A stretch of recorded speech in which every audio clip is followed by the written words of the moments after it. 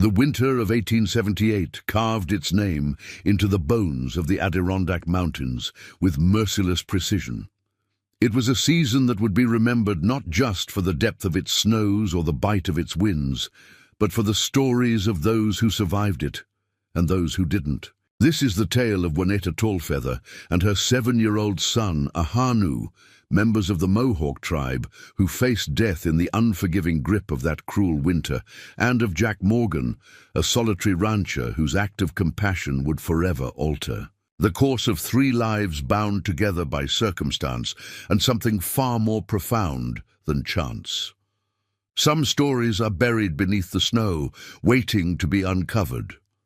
This is one of them. Before we jump back in, tell us where you're tuning in from, and if this story touches you, make sure you're subscribed because tomorrow I've saved something extra special for you.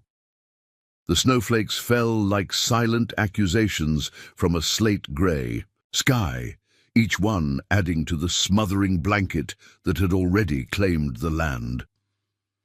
Juanita Tallfeather stood at the edge of what remained of her village, her young son Ahanu's hand clutched tightly in hers, her breath forming clouds that dissipated too quickly in the bitter air. Behind them, smoke still rose from the charred remains of their longhouse, a thin, grey finger pointing accusingly at the heavens. The raid had come 3 days earlier. White settlers from the nearby town of Hawkrest, fueled by whiskey and long-harbored hatred. They had waited until the majority of the Mohawk hunters had departed on a winter expedition, leaving only the women, children, and elders. The settlers hadn't expected resistance. They hadn't expected Juanita. She had fought with the fury of a mother bear, wielding her late husband's hunting knife with such ferocity that she had driven back 2 attackers, giving enough time for several of the children to flee into the forest. But in the chaos, flames had engulfed their homes, and when dawn broke, Juanita found herself alone with Ahanu amidst the devastation. The tribal elders who had survived the attack had led the remaining Mohawk west toward distant relatives who might take them in before the worst of winter set in. But Juanita had refused to leave. Not yet. Her sister Kinix and her newborn nephew had gone missing during the attack. For 2 days, Juanita had searched, combing through the ruins, following tracks into the snow-laden forest until they vanished, calling names until her voice grew hoarse. Now, standing in the falling snow, she faced the cruel truth. Either Kinix and her baby had perished in the flames, or they had fled in another direction. Either way, with the storm intensifying, Juanita could no longer risk Ahanu's life in the search. "Mother," Ahanu whispered, his voice small against the vastness of the white landscape. "Are we going to find the others now?" Juanita knelt before her son, adjusting the 2 large deerskin coats she had salvaged from the ruins. His face was thin, his copper skin stretched taut over high cheekbones, a mirror of his father who had succumbed to a white man's disease 2 winters past. Hunger had already begun to hollow his cheeks, but his dark eyes remained fierce, trusting. "Yes," she replied, though she knew the tribe's trail would be covered by now, obliterated by the relentless snow. "We will find a new home." She gathered what little they had managed to salvage, a small bundle of jerky, a water skin, a blanket singed at the edges, her husband's knife, and a single beaded moccasin that had belonged to her sister, kept now as both a talisman and a promise. If Kinix lived, Juanita would find her when spring melted the world again. The first day of their journey was cruel but navigable. Juanita knew these forests, had hunted in them alongside her father and later her husband.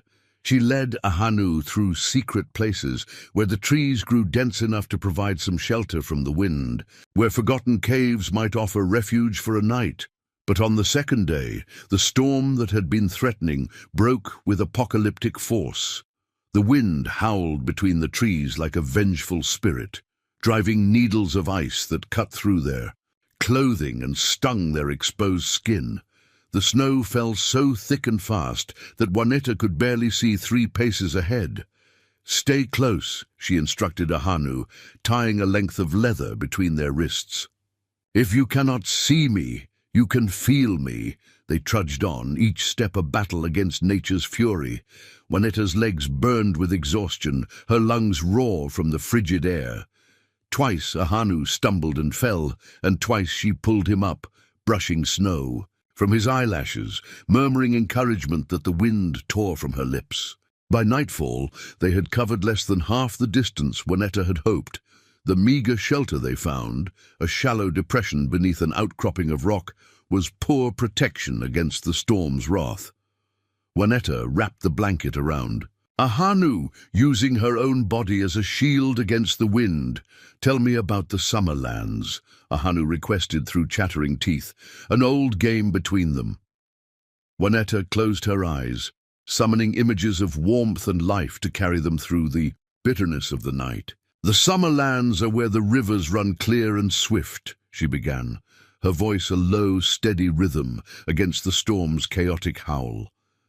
"The fish leap so high they catch the sun on their scales. The meadows burst with flowers whose names have been forgotten by all but the oldest grandmothers. In the summer lands, the berries grow as big as your thumb, and they burst between your teeth, sweet as a promise kept." Ahanu nestled closer, his small body gradually relaxing against hers as she continued the litany of summer's bounties. Eventually, his breathing deepened into sleep, but Juanetta remained awake, her eyes fixed on the swirling darkness beyond their shelter, her hand never straying far from the knife at her belt.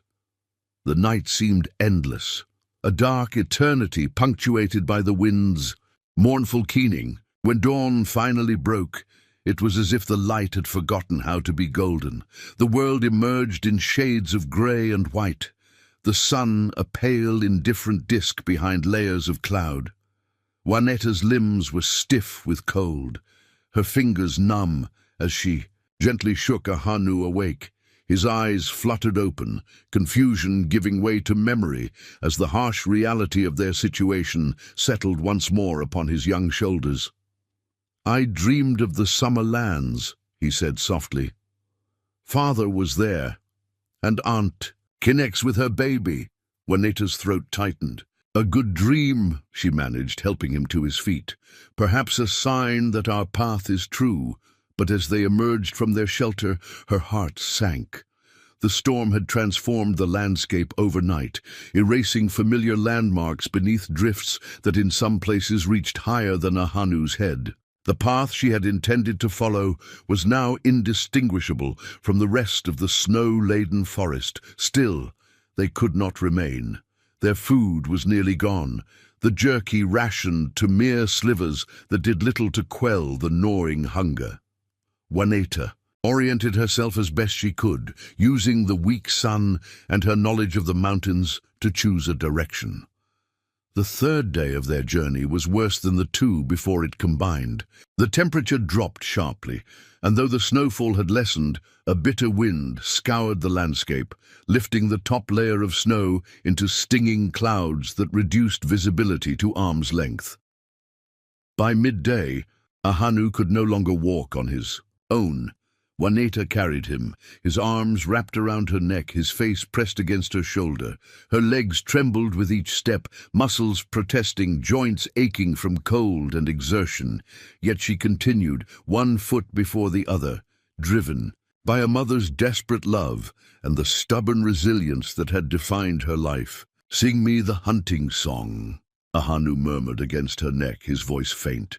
Juanetta's dry lips cracked as she forced them into motion, the ancient song emerging as little more than a croak, the words carried away by the wind almost before they left her mouth. But she continued, the familiar cadence a tether to hope as they struggled through the deepening afternoon. It was as the weak daylight began to fade that disaster struck. Juanetta, her vision blurred by exhaustion and cold, failed to notice the treacherous slope ahead. The snow-covered ground gave way beneath her feet, sending them tumbling down a steep incline. She clutched Ahanu to her chest, trying to shield him as they rolled, snow filling her mouth, her nose, her eyes. When they finally came to rest at the bottom of the ravine, Juaneta's left ankle exploded with pain. She bit back a cry, gently setting Ahanu aside to examine the injury. Even through her leggings and moccasin, she could see the unnatural swelling. When she attempted to stand, the ankle buckled, unable to bear her weight. Panic, a luxury she had not allowed herself until now, threatened to overwhelm her. A night in this exposed ravine, with no shelter and temperatures still dropping, would likely be their last. "Mother." Ahanu's voice quavered, fear finally breaking through his stoic facade. "Are you hurt?" Juaneta forced a smile. "Only a little. We will rest here for a moment." She scanned their surroundings, desperation sharpening her senses. The ravine walls rose steeply on three sides, but to the east the slope seemed more gradual. If she could fashion a crutch from a branch, perhaps, they could climb out, find shelter before full darkness descended. "Ahanu," she said, keeping her voice steady, "I need you to be brave for me. Can you look for a strong branch about as tall as you are?" The boy nodded solemnly, his exhaustion momentarily forgotten in the face of this important task. He began to search the area, occasionally disappearing from view as he investigated promising mounds of snow. Juaneta used the time to bind her ankle as best she could, tearing a strip of fabric from the bottom of her already tattered dress. Each movement sent fresh waves of pain shooting up her leg, but she worked methodically, her fingers clumsy with cold. "Mother!" Ahanu's excited cry echoed off the ravine walls. "Mother, look!" Juaneta's head snapped up, expecting to see her son brandishing a suitable branch. Instead, Ahanu stood about 20 paces away, pointing excitedly at something beyond her. Line of sight. "Smoke! I see smoke!" Hope and suspicion warred within Juaneta's chest. Smoke meant fire, meant warmth and possibly food, but it also meant people, and after the raid on their village, Juaneta had good reason to fear strangers. Still, in their current state, exposure would claim them long before they reached the rest of their tribe. The smoke represented their only chance. "Help me up," she instructed, and Ahanu hurried to her side, his thin shoulder bracing her as she struggled to her feet. The pain nearly blinded her, but she gritted her teeth, leaning heavily on her son. "Show me." Ahanu guided her to where he had been standing, pointing eagerly toward a break in the trees, where indeed a thin column of smoke rose against the darkening sky. It wasn't far, perhaps a mile, but in Juaneta's condition it might as well have been 100. "We will go there," she decided, her voice firm despite the fear and pain churning inside her. "But we must be cautious. If it is a man from Hawkrest—" She didn't need to finish the thought. Young as he was, Ahanu understood the danger all too well.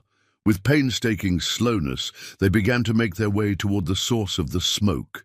Juaneta fashioned a crude crutch from a fallen branch, but it was Ahanu who truly supported her, his small body straining with the effort of helping her navigate the uneven terrain.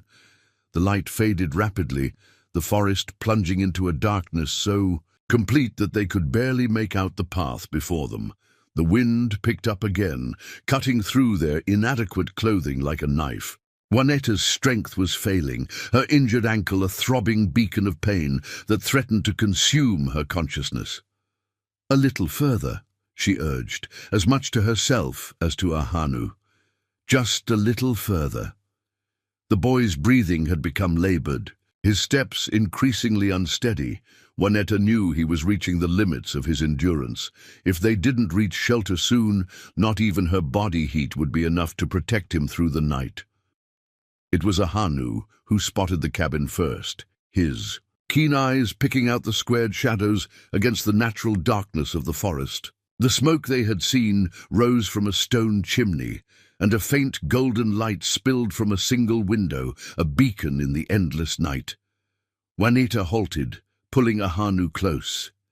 "Remember," she whispered, We approach openly, but we remain alert. If I tell you to run, you run. Do not look back for me." Ahanu's face, barely visible in the darkness, was solemn as he nodded. Juanita knew he would not abandon her, no matter what she said, but the instruction was as much a ritual as a practical measure, an acknowledgement of the danger they faced. Together, they emerged from the tree line, making their slow, painful way toward the cabin. The snow in the clearing was deep, nearly reaching Ahanu's waist in places. Halfway across, Juaneta's makeshift crutch sank deeply into a drift, throwing her off balance. She fell heavily, a cry of pain escaping her lips. Before she could stifle it, the cabin door flew open, spilling light across the snow. A tall figure stood silhouetted in the doorway, the unmistakable shape of a rifle in his hands. "Who's there?" The voice was deep, wary but not immediately hostile. "Show yourself." Preparing and narrating this story took us a lot of time, so if you are enjoying it, subscribe to our channel. It means a lot to us. Now back to the story. Juanita pushed herself up onto her elbows, keeping Ahanu partially behind her, despite the boy's attempts to help her rise. "We mean no harm," she called, her voice cracking from disuse and cold. "Please, my son." The figure stepped forward, rifle still raised, moving cautiously into the island of light that surrounded the cabin. It was a man, tall and broad-shouldered, with a thick beard that obscured much of his face. His clothing was simple but sturdy, a wool coat, leather boots, a fur hat pulled low over his brow. "You're—" he began, then stopped, the rifle lowering slightly as he took in the sight before him. A Mohawk woman collapsed in the snow, a small boy at her side, both clearly at the end of their strength. "Indians," Juanita finished for him, her voice hard despite her vulnerability. "Yes. Will you shoot us, or will you let the cold do it for you?" For a long moment, the man said nothing, and Juanita felt Ahanu's small hand slip into hers, squeezing with what little strength he had left. She had gambled their lives on this approach, and now they would learn whether her choice would save them or doom them. Then, unexpectedly, the man lowered his rifle completely. Without a word, he strode forward through the snow, his long legs cutting a path to where they huddled. Up close, his eyes were startlingly blue against his weathered face, assessing rather than threatening. "You're hurt," he observed, gaze dropping to her poorly bound ankle. Juanita nodded warily. "We fell. My son needs shelter." The man's gaze shifted to Ahanu, who stared back with a mixture of fear and defiance that made Juanita's heart swell with pride, despite their desperate circumstances. "Jack Morgan," the man said abruptly, as if coming to a decision. "This is my ranch, what's left of it anyway." He glanced around at the snow-covered landscape, a flicker of something like grief crossing his features before he mastered it. Before Juanita could respond, he had handed the rifle to Ahanu, an astonishing gesture of trust, and bent to scoop her into his arms as if she weighed nothing at all. Ahanu made a startled sound, stepping forward as if to defend his mother, but Juanita shook her head. "It's all right," she said softly in their native tongue. "He is helping us." As Jack carried her toward the cabin, Ahanu trailing behind with the rifle awkwardly clutched in his small hands, Juanita felt a strange mix of relief and apprehension. They had found shelter, perhaps even salvation, but at what cost? What would this solitary rancher expect in return? And when the storm finally broke, what would become of them? The cabin door swung open, welcoming them into warmth and light, leaving these questions unanswered as the bitter wind at their backs. The cabin door closed behind them with a solid thud, sealing out the howling wind and enveloping them in a cocoon of unexpected warmth. Juanita blinked, her eyes adjusting to the sudden shift from darkness to the amber glow of lantern light. Jack Morgan carried her to a rough-hewn wooden chair near the hearth, setting her down with surprising gentleness before turning to Ahanu, who still clutched the rifle awkwardly in his small hands. "You can put that down by the door, son," Jack said, his voice gruff but not unkind. "Nobody's gonna need it tonight." Ahanu glanced at his mother, seeking guidance. Juanetta nodded once, and the boy carefully propped the rifle against the wall, his movements deliberate, as if handling something sacred. His eyes never left the rancher, tracking his every movement with the wariness of a young fox. Jack crouched before Juanetta, his weathered hands hovering above her injured ankle. "May I?" he asked, and there was something in his directness, his lack of condescension, that made Juanetta incline her head in permission. His touch was surprisingly delicate as he unwrapped her makeshift bandage, his brow furrowing as he examined the swollen flesh beneath. "Not broken," he pronounced after a moment. "Bad sprain, though. You're lucky. Another hour out there in this cold." He didn't finish the thought, but he didn't need to. The three of them existed now in a fragile bubble of survival, aware of how easily it might have burst. "My name is Juanetta Tallfeather," she said formally, her English careful and precise despite her exhaustion. "This is my son, Ahanu," Jack nodded, rising to his full height. Close up, in the lantern light, Juanetta could see that he was younger than she had first thought, perhaps 35, with lines at the corners of his eyes that spoke more of sun and wind than age. His beard, though full, was neatly trimmed, and his clothes, while worn, were clean and well-mended. "You both need food and rest," he said, moving toward a cast-iron stove in the corner of the cabin. "I've got stew keeping warm. Nothing fancy, but it'll put some heat back in your bones." While Jack ladled thick, fragrant stew into wooden bowls, Juanita took stock of their surroundings. The cabin was small but solidly built, the logs chinked with clay to keep out drafts. A single room served as kitchen, living area, and bedroom, with a curtained-off section in one corner that she assumed held Jack's sleeping pallet. Shelves lined one wall, stocked with provisions, bags of flour and sugar, jars of preserved vegetables, dried herbs hanging in bunches. Tools hung from pegs, an axe, a saw, coils of rope. Everything had its place, nothing wasted, nothing frivolous. Ahanu edged closer to Juanetta, his eyes wide as he took in this alien environment. For a boy who had spent his entire life in a Mohawk village, with its longhouses and communal spaces, the isolated cabin with its solitary occupant must have seemed as foreign as the surface of the moon. "Here," Jack said, returning with 3 steaming bowls balanced expertly in his large hands. "Eat while it's hot." Juanita accepted a bowl with murmured thanks, then helped Ahanu settle beside her with his own portion. The first spoonful of stew nearly undid her composure. Rich broth, tender chunks of venison, roots, and wild onions. After days of near starvation, the flavors exploded on her tongue, intense enough to bring tears to her eyes. Beside her, Ahanu made a small sound of surprised pleasure, quickly suppressed as he remembered their situation. Juanetta laid a gentle hand on his shoulder, giving him permission to enjoy this unexpected bounty.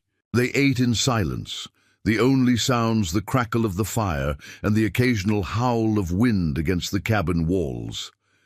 Jack ate standing up, leaning against the rough-hewn table, his gaze occasionally drifting to the window where snow continued to accumulate on the sill.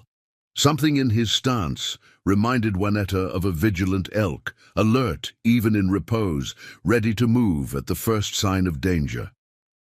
When they had finished eating, Jack took their bowls and placed them in a wash basin. "You'll sleep there," he said, nodding toward a low pallet near the fire that Juanetta hadn't noticed before.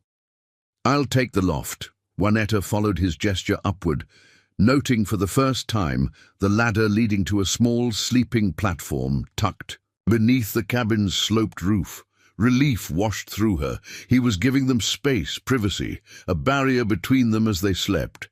It was a small courtesy, but a significant one. "Thank you," she said simply. "For the food, for shelter." Jack shrugged, uncomfortable with gratitude. "Nobody survives these mountains alone in winter," he replied. "Not Indians, not white men, not even fools who think they can." There was something in his tone, a bitterness perhaps, or a lesson hard learned, but before Juanetta could decipher it, he had turned away, busying himself with banking the fire for the night. "There's water in that pitcher if you need it," he said over his shoulder. "Privy's out back, but with your ankle, you might want to use that chamber pot under the pallet till morning. I'll leave the curtain drawn." He paused, then added, "I'm a light sleeper. If you need anything, just call out." With that, he climbed the ladder to the loft, his movements efficient despite his size. A moment later, the lantern light dimmed as he blew out the flame, leaving only the fire's glow to illuminate the cabin. Juanetta helped Ahanu remove his outer clothing, now stiff with melted snow. She used a corner of a blanket to wipe his face clean, then tucked him into the pallet, sliding in beside him. His small body curled against hers instinctively, seeking warmth and comfort. She felt the tension gradually leave his muscles as the heat from the fire and the fullness in his belly lulled him toward sleep. "Is this the summer lands?" he whispered drowsily in their language. Juanetta pressed her lips to his forehead. "No, little one, but it is a safe harbor for now." The man with the sun-colored eyes, Ahanu murmured, "Is he a good spirit or a bad one?"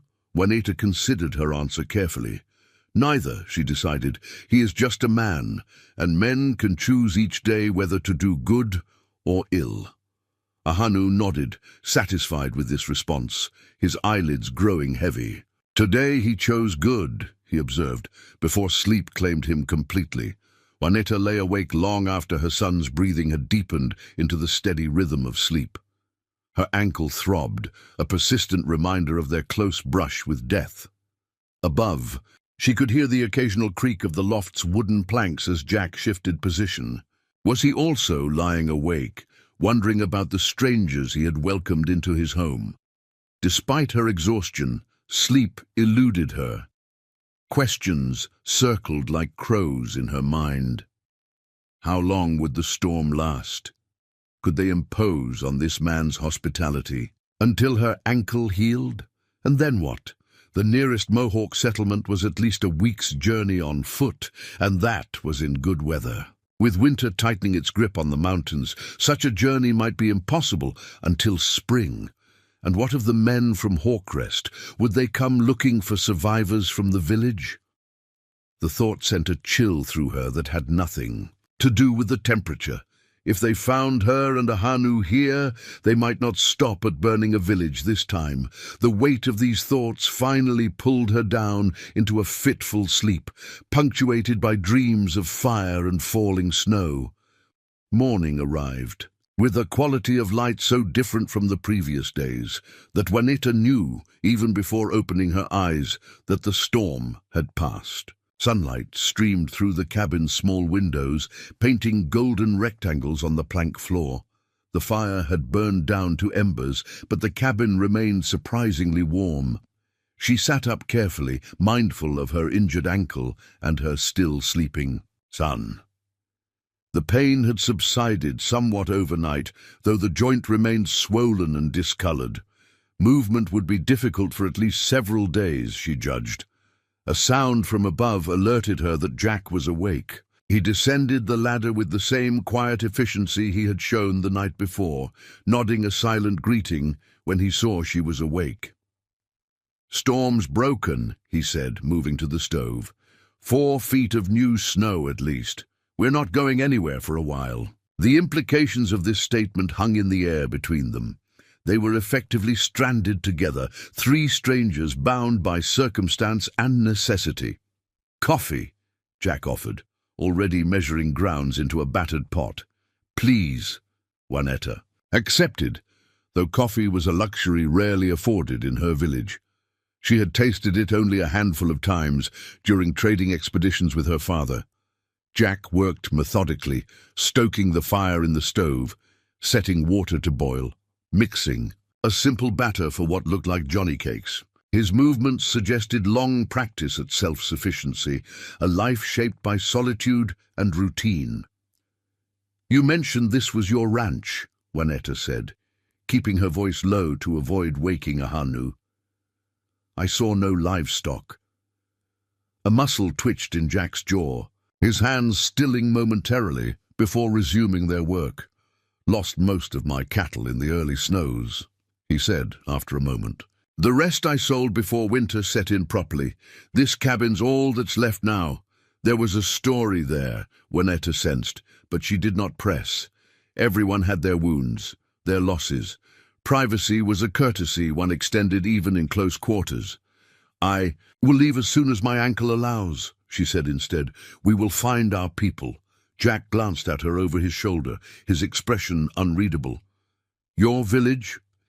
It's gone?" Juanita's throat tightened.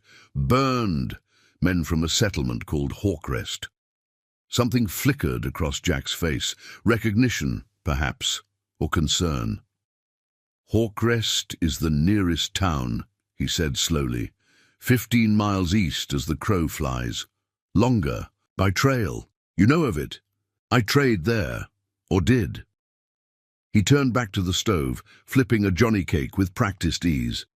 "Haven't been since the first snowfall. They're not fond of solitary folk there. Like their community is tight, their opinions tighter." A diplomatic answer, Juanetta noted. He hadn't spoken against the town, but neither had he defended it. She wondered where his loyalties might lie if forced to choose.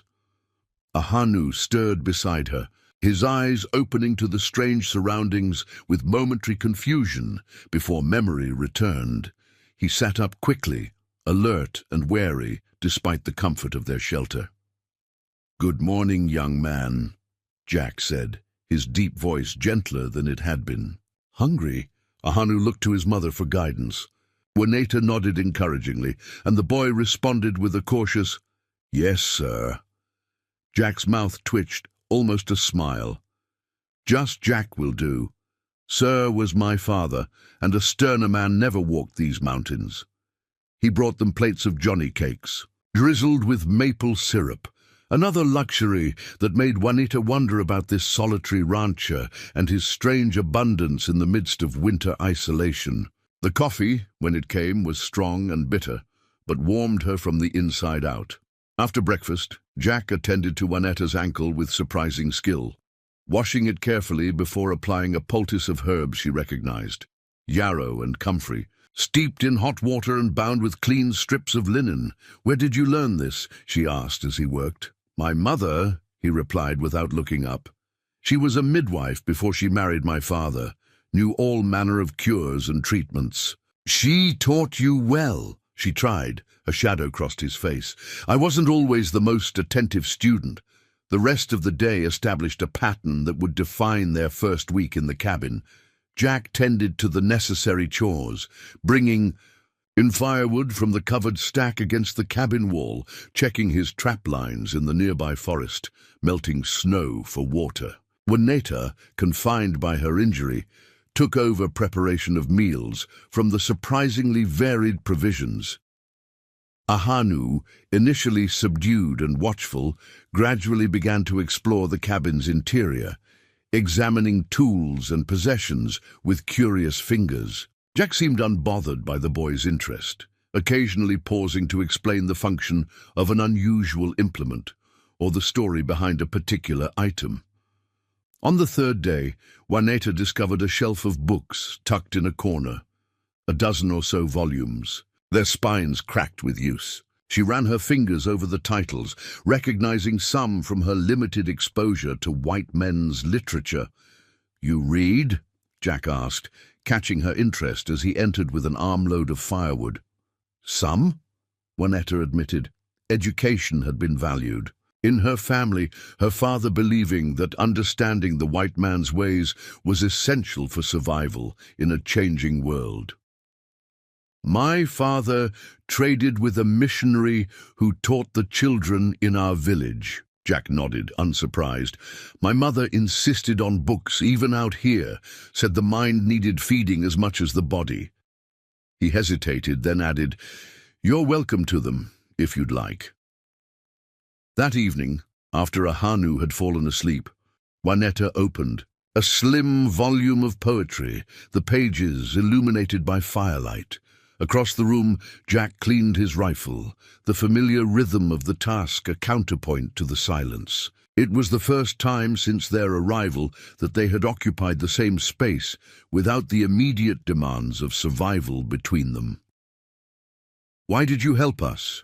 Juanetta asked suddenly, the question that had lingered in her mind finally finding its voice. Jack's hands stilled on the rifle barrel. He didn't look up, but she could see the consideration in his profile, the weighing of words. "6 years ago," he said finally, "my wife and daughter were caught in an early blizzard while visiting her sister in Hawkrest. They tried to make it. Back here," he swallowed, his Adam's apple bobbing beneath his beard. "They were found when the snow melted in spring. 1/2 mile from this cabin." The revelation hung in the air, heavy with implication. Juanetta thought of Ahanu, of how easily they might have perished in the storm, of how Jack must have seen, in their plight, an echo of his own loss. "I'm sorry," she said simply.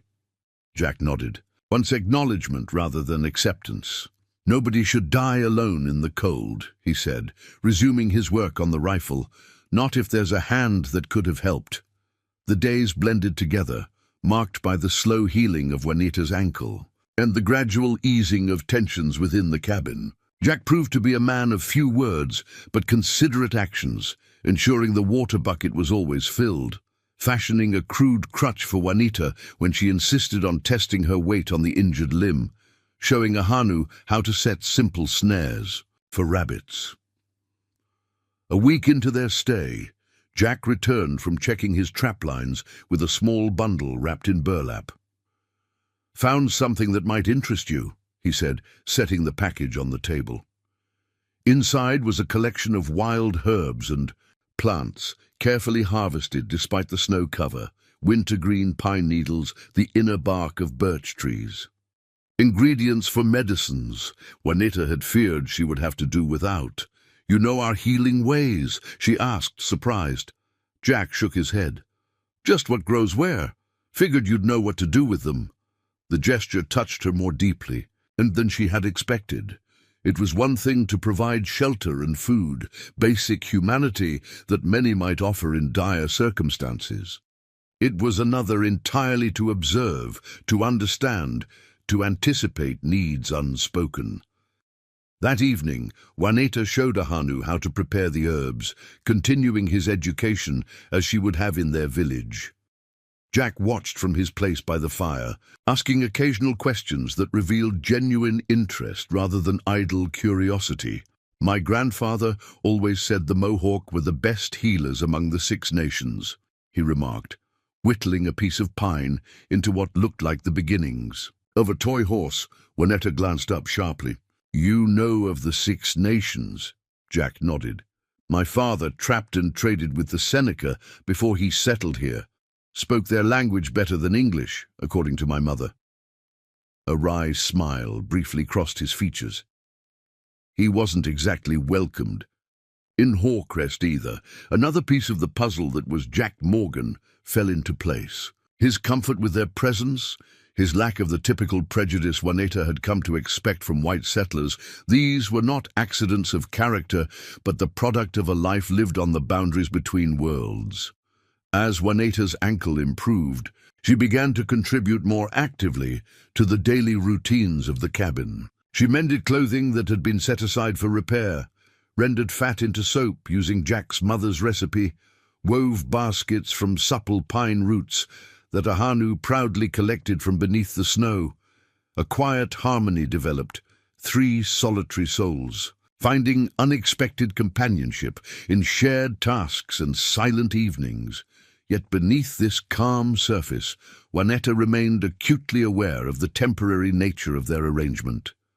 The snow would eventually melt, decisions would need to be made, and there was Hawkrest to consider. The settlement lay quiet in the grip of winter, but spring would bring renewed activity, including potentially expeditions to ensure that no survivors remained from the Mohawk village. These concerns weighed on her as she stood at the cabin window one afternoon, watching Ahanu help Jack clear a path to the small shed where firewood was stored. The boy's laughter floated through the glass, a sound she had feared she might never hear again after the burning of their village. Ahanu was flourishing despite their circumstances, or perhaps because of them. The secure routine of the cabin, the attention of two adults focused solely on his welfare, the adventure of learning new skills from Jack, all had transformed her solemn, cautious son into a more confident, expressive child. Would that change when they rejoined what remained of their tribe? Would the grief and displacement that surely marked the survivors cast a shadow over Ahanu's newfound resilience? And yet, what choice did they have? They could not impose indefinitely on Jack's hospitality, nor could they survive alone. Her reflection was interrupted by a sound that froze the blood in her veins, the distant but unmistakable baying of hounds, hunting dogs. And in these mountains, in winter, there was only one quarry that would justify such an expedition. Jack heard it too. His head snapped up, his body tensing as the sound came again, closer this time. Without a word, he scooped Ahanu into his arms and strode toward the cabin, his expression grim. "Inside," he said tersely as he reached the door. "Now." Juanita's heart hammered against her ribs as Jack set Ahanu down and moved swiftly to the rifle propped by the door. "Men from Hawk Rest?" she asked, already knowing the answer. Jack nodded, checking the rifle's loading with practiced movements. "Hunting party sounds like they don't usually come this far west. They're looking for survivors," Juanita said, gathering Ahanu close. "For us." The boy trembled against her, old enough to understand the danger but too young to hide his fear. Jack's gaze flicked to him, then back to Juanita, resolution hardening his features. "Get your things," he said quietly. "There's a root cellar beneath the cabin, trapdoors under that bearskin rug." He nodded toward the corner of the room. "You would hide us?" Juanita asked, surprise momentarily overriding her fear. Jack's expression darkened. "What happened to your village? That wasn't justice. That was murder." He moved to the window, peering out at the tree line. "I won't be party to more of it." The baying came again, close enough now that they could hear the enthusiastic yips that indicated the dogs had caught a scent. Time was running. "Short, go!" Jack urged. "I'll deal with them." Juanita hesitated only a moment before pulling back the rug to reveal the trapdoor Jack had described. Cool, musty air wafted up from the darkness below. She helped Ahanu down the rough wooden steps, then paused, looking back at the rancher who had saved them twice now. "Jack," she said, his name unfamiliar on her tongue. "Thank you."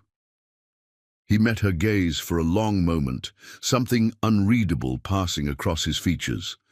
Then he nodded once, sharply, and turned back to the window where the first silhouettes of men and dogs were emerging from the forest's edge. Juanita descended into the darkness of the root cellar, pulling the trapdoor closed above her. She gathered Ahanu close, feeling his heart race against her chest like a captured bird's.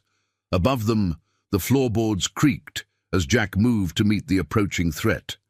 The hunt had found them. But this time, they weren't alone. The root cellar was a realm of damp earth and forgotten harvest. A few wrinkled potatoes, onions suspended in braids from the low ceiling, jars of preserves lining rough-hewn shelves. Juanita and Ahanu huddled in its furthest corner, enveloped in darkness save for thin ribbons of light seeping through the floorboards above. Up there, Jack Morgan was about to face men who had burned a village and slaughtered its inhabitants. Men whose hatred ran so deep they would brave winter's wrath to ensure no survivors remained to tell the tale. Ahanu pressed closer, his small body tense with fear. "Will they kill him too?" he whispered in their language, his voice barely audible even in the confines of the cellar. Juanita stroked his hair, choosing honesty over false comfort. "I don't know. But he is clever, and this is his territory. She tilted her head toward the ceiling, where heavy footsteps now traversed the cabin floor. Listen and learn how a fox faces wolves. Above them, the cabin door creaked open. A blast of cold air swept across the floorboards before the door thumped shut again. "Morgan," a voice greeted, too muffled by distance and wood for Juanita to discern any emotion beyond the obvious, wariness perhaps, or forced joviality. "Paxton," Jack's reply came, measured and neutral. "You're a long way from Hawkrest." Shuffling sounds suggested multiple men entering the cabin, stamping snow from boots, crowding the small space with unwelcome presence. "Been tracking a party of Indians," another voice said, higher-pitched, eager. "Dogs caught their scent heading this way." "Is that so?" Jack's tone remained even, unperturbed. The floorboards creaked as he moved toward the stove, Juanetta guessed by the metallic clink that followed. "Coffee?" A pause, then a general murmur of acceptance. Juanetta could picture the scene. Jack, unhurried and deliberate, setting water to boil as if this were any ordinary social call, the hunters eyeing their surroundings, searching for signs of the prey. They sought. "Have you seen any sign of them?" The first voice, Paxton, asked directly. "Mohawk. Woman and child, we think." "That's specific tracking," Jack observed mildly. "Usually you boys just say Indians and leave it at that." A scoffing sound. "These ones we're sure of, survivors from that nest up by Eagle Ridge." "The village you burned," Jack said, the words not a question but a statement, devoid of judgment yet hanging in the air like an accusation nonetheless. Silence stretched taut for several heartbeats. "Was justice," a third voice asserted, deeper than the others, authoritative. "They raided Thompson's cattle twice this winter, killed his boy when he tried to stop them." Below, Juanita's breath caught sharply. An outright lie. Her people had never raided the settlers' herds, had never harmed their children. But who remained alive to challenge this falsehood? "Odd," Jack replied, the single word containing dangerous undercurrents. "Last I heard, Thompson's boy caught a fever and died before the first snow. Tragic, but hardly murder." "You calling me a liar, Morgan?" The third voice rose, hostile.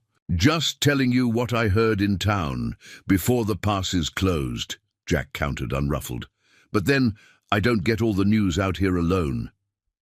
The tension was palpable even from below, radiating through the floorboards. Juanetta held Ahanu tighter, sensing the precarious moment. One misstep, one wrong word, and blood would stain the cabin floor, Jack's and then inevitably theirs. "Coffee's ready," Jack announced, breaking the charged silence. The mundane declaration seemed to diffuse some of the hostility. Shuffling and the scrape of mugs followed. "About those Indians," Paxton circled back. "Dogs tracked them almost to your door." "Storm confuses sense," Jack said dismissively. "I've seen those hounds of yours chase their own tails in circles after fresh snowfall." "Even so, do you mind if we take a look around?" The third man again, challenging. "My home isn't open for inspection, Aldridge," Jack replied, his tone hardening. "For the first time. Never has been. You protecting something, Morgan, or someone?" A loaded pause. Juanita could almost see Jack's expression, measuring, calculating, deciding how much to reveal and how much to conceal. "Only my privacy," he said finally, "and the sanctity of my hearth, which, if I recall, was a principle you championed loudly. Enough at the town meeting last spring, when Mayor Collins suggested property checks for untaxed spirits." A grudging chuckle from one of the men broke the tension. "He's got you there, Aldridge. Can't have it both ways." "Look," Jack continued, his voice shifting to something almost conciliatory. "I've seen no Indians, Mohawk or otherwise, but I did. He found tracks yesterday, heading northwest toward the high pass. If your quarry had any sense, they'd be trying to reach the Seneca settlements on the far side of the ridge." "In this weather?" Paxton sounded skeptical. "With a child?" Desperation. Makes fools of us all, Jack said softly, even those with good reason to run. Something in his tone, a subtle emphasis perhaps, or the barest hint of rebuke, seemed to register with the hunters. The atmosphere in the cabin shifted once more. We should move on if we're to reach the pass before sundown, Aldridge decided. Morgan, you do well to report any sightings immediately. These Indians are dangerous, whatever you might think of our methods. I'll keep that in mind, Jack replied non-committally. The floorboards creaked again as the men moved toward the door. Strange life you've made out here, Morgan, Paxton observed, his voice receding. Man ought to have company, especially in winter. I have all the company I require, Jack answered, and Juanita heard the door open, ushering the intruders back into the cold. The graves of your wife and daughter don't count. Aldridge's parting shot was deliberately cruel, delivered from the safety of the threshold. The living need the living, Morgan. Remember that, when you're lying awake, listening to the wind. The door closed with finality. Juanita and Ahanu remained motionless in the darkness, scarcely breathing, as heavy footsteps circled the cabin once before crunching away into the snow. The baying of hounds resumed, growing fainter as the hunting party moved toward the northwest path Jack had suggested. Still, they waited. Minutes stretched long, marked only by their shallow breaths and the distant tick of cooling wood in the stove above. Finally, the trapdoor lifted, flooding the root cellar with light. Jack's bearded face appeared in the opening, his expression grave. "They're gone," he said simply, extending a hand to help them up. "For now." Juanita emerged first, then lifted Ahanu from the darkness. The boy blinked in the sudden brightness, his face pale but composed. They stood in awkward silence, the reality of what had transpired, what Jack had risked, hanging between them like an unspoken oath. "They lied," Ahanu said suddenly, his child's directness cutting through pretense. "About the cattle, about the boy." Jack nodded, meeting the child's gaze with the respect one warrior accords another. "Yes," he agreed. "They did." "Why?" Ahanu persisted, genuine confusion creasing his brow. "Why would they need to lie if they were right to attack our village?" Jack glanced at Juanita, a silent query whether he should answer with hard truth or gentler evasion. She inclined her head, granting permission. Her son was young, but the world had already stripped away his innocence. Better he understand it than be blindsided by its cruelties again. "Because, Ahanu," Jack said carefully, crouching to the boy's level, "men need to believe they're in the right, even when they're in the wrong. Especially then." He sighed, searching for words a child might grasp. "It's easier to hate someone if you can convince yourself they deserve it." Ahanu considered this, his dark eyes solemn. "But you didn't believe their lies." "No," Jack agreed. "I didn't." "Why not?" Jack smiled faintly. "Because I've lived long enough to know that most men, regardless of their skin color or their customs, want the same things. Peace, safety for their families, enough food to fill their bellies. Violence usually comes from fear, not evil." It was perhaps the longest speech Juanita had heard from the taciturn rancher, and something in his words, their quiet wisdom, their lack of bitterness despite his own losses, touched her deeply. "You risked much for us today," she said softly. "If they had found us—" "They didn't," Jack cut her off, straightening, "and they won't be back this way for some time. The pass I sent them toward is snowed in until spring. They'll figure that out soon enough and return to Hawkrest empty-handed." Juanita nodded, relief washing through her. Yet with it came a new awareness. Their sanctuary was not as isolated as she had believed. The world outside, with its hatreds and dangers, could intrude at any moment. "Perhaps we should leave," she suggested, though the thought of venturing into the winter wilderness again made her heart clench. "Find another path to the Seneca settlements," Jack's brow furrowed. "With a half-healed ankle in 3 feet of snow, That would be suicide. He shook his head decisively. You're safer here until spring thaw, at least. His certainty should have reassured her, but instead it underscored the reality of their situation. They were dependent on this man, this stranger, in ways that went beyond food and shelter. Their very lives were in his hands. Why? She asked, echoing her son's earlier directness. Why risk yourself for people you don't know? Jack's gaze shifted to the window, to the pristine whiteness beyond where the hunter's tracks were already being erased by gently falling snow. For a long moment, he was silent. Maybe I'm tired of being alone, he said finally, so quietly she almost didn't hear. Or maybe I just need to believe there's still some good left in this world, that not everything ends in loss. He turned back. To them, his expression unreadable. Does the reason matter? Before Juanetta could respond, Ahanu stepped forward, placing his small hand on Jack's much larger one. Thank you, the boy said in careful English, the words deliberate and sincere.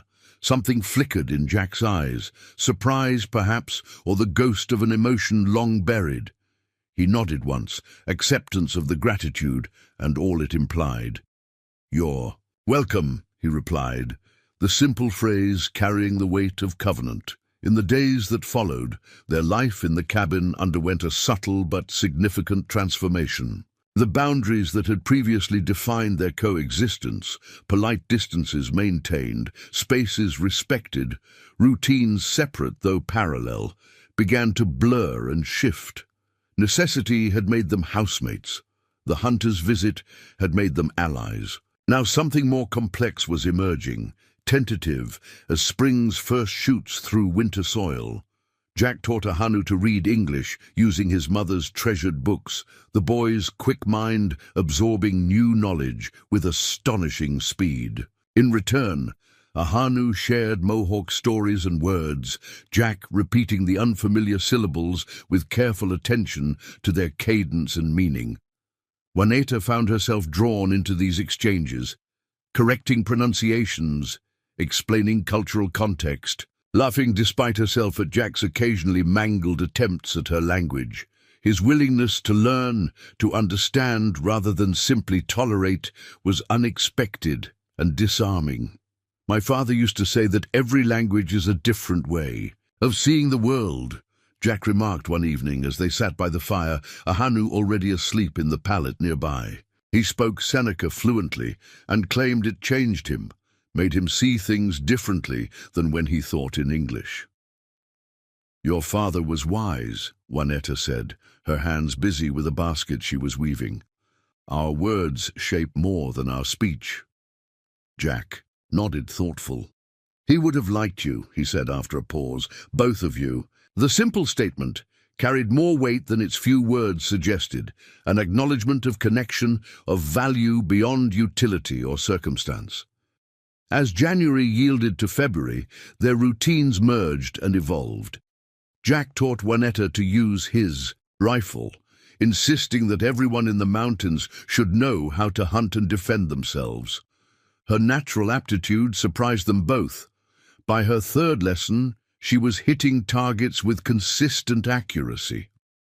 You're a quick study, Jack observed, watching her reload with practiced movements. We are not so different, your people and mine, she replied.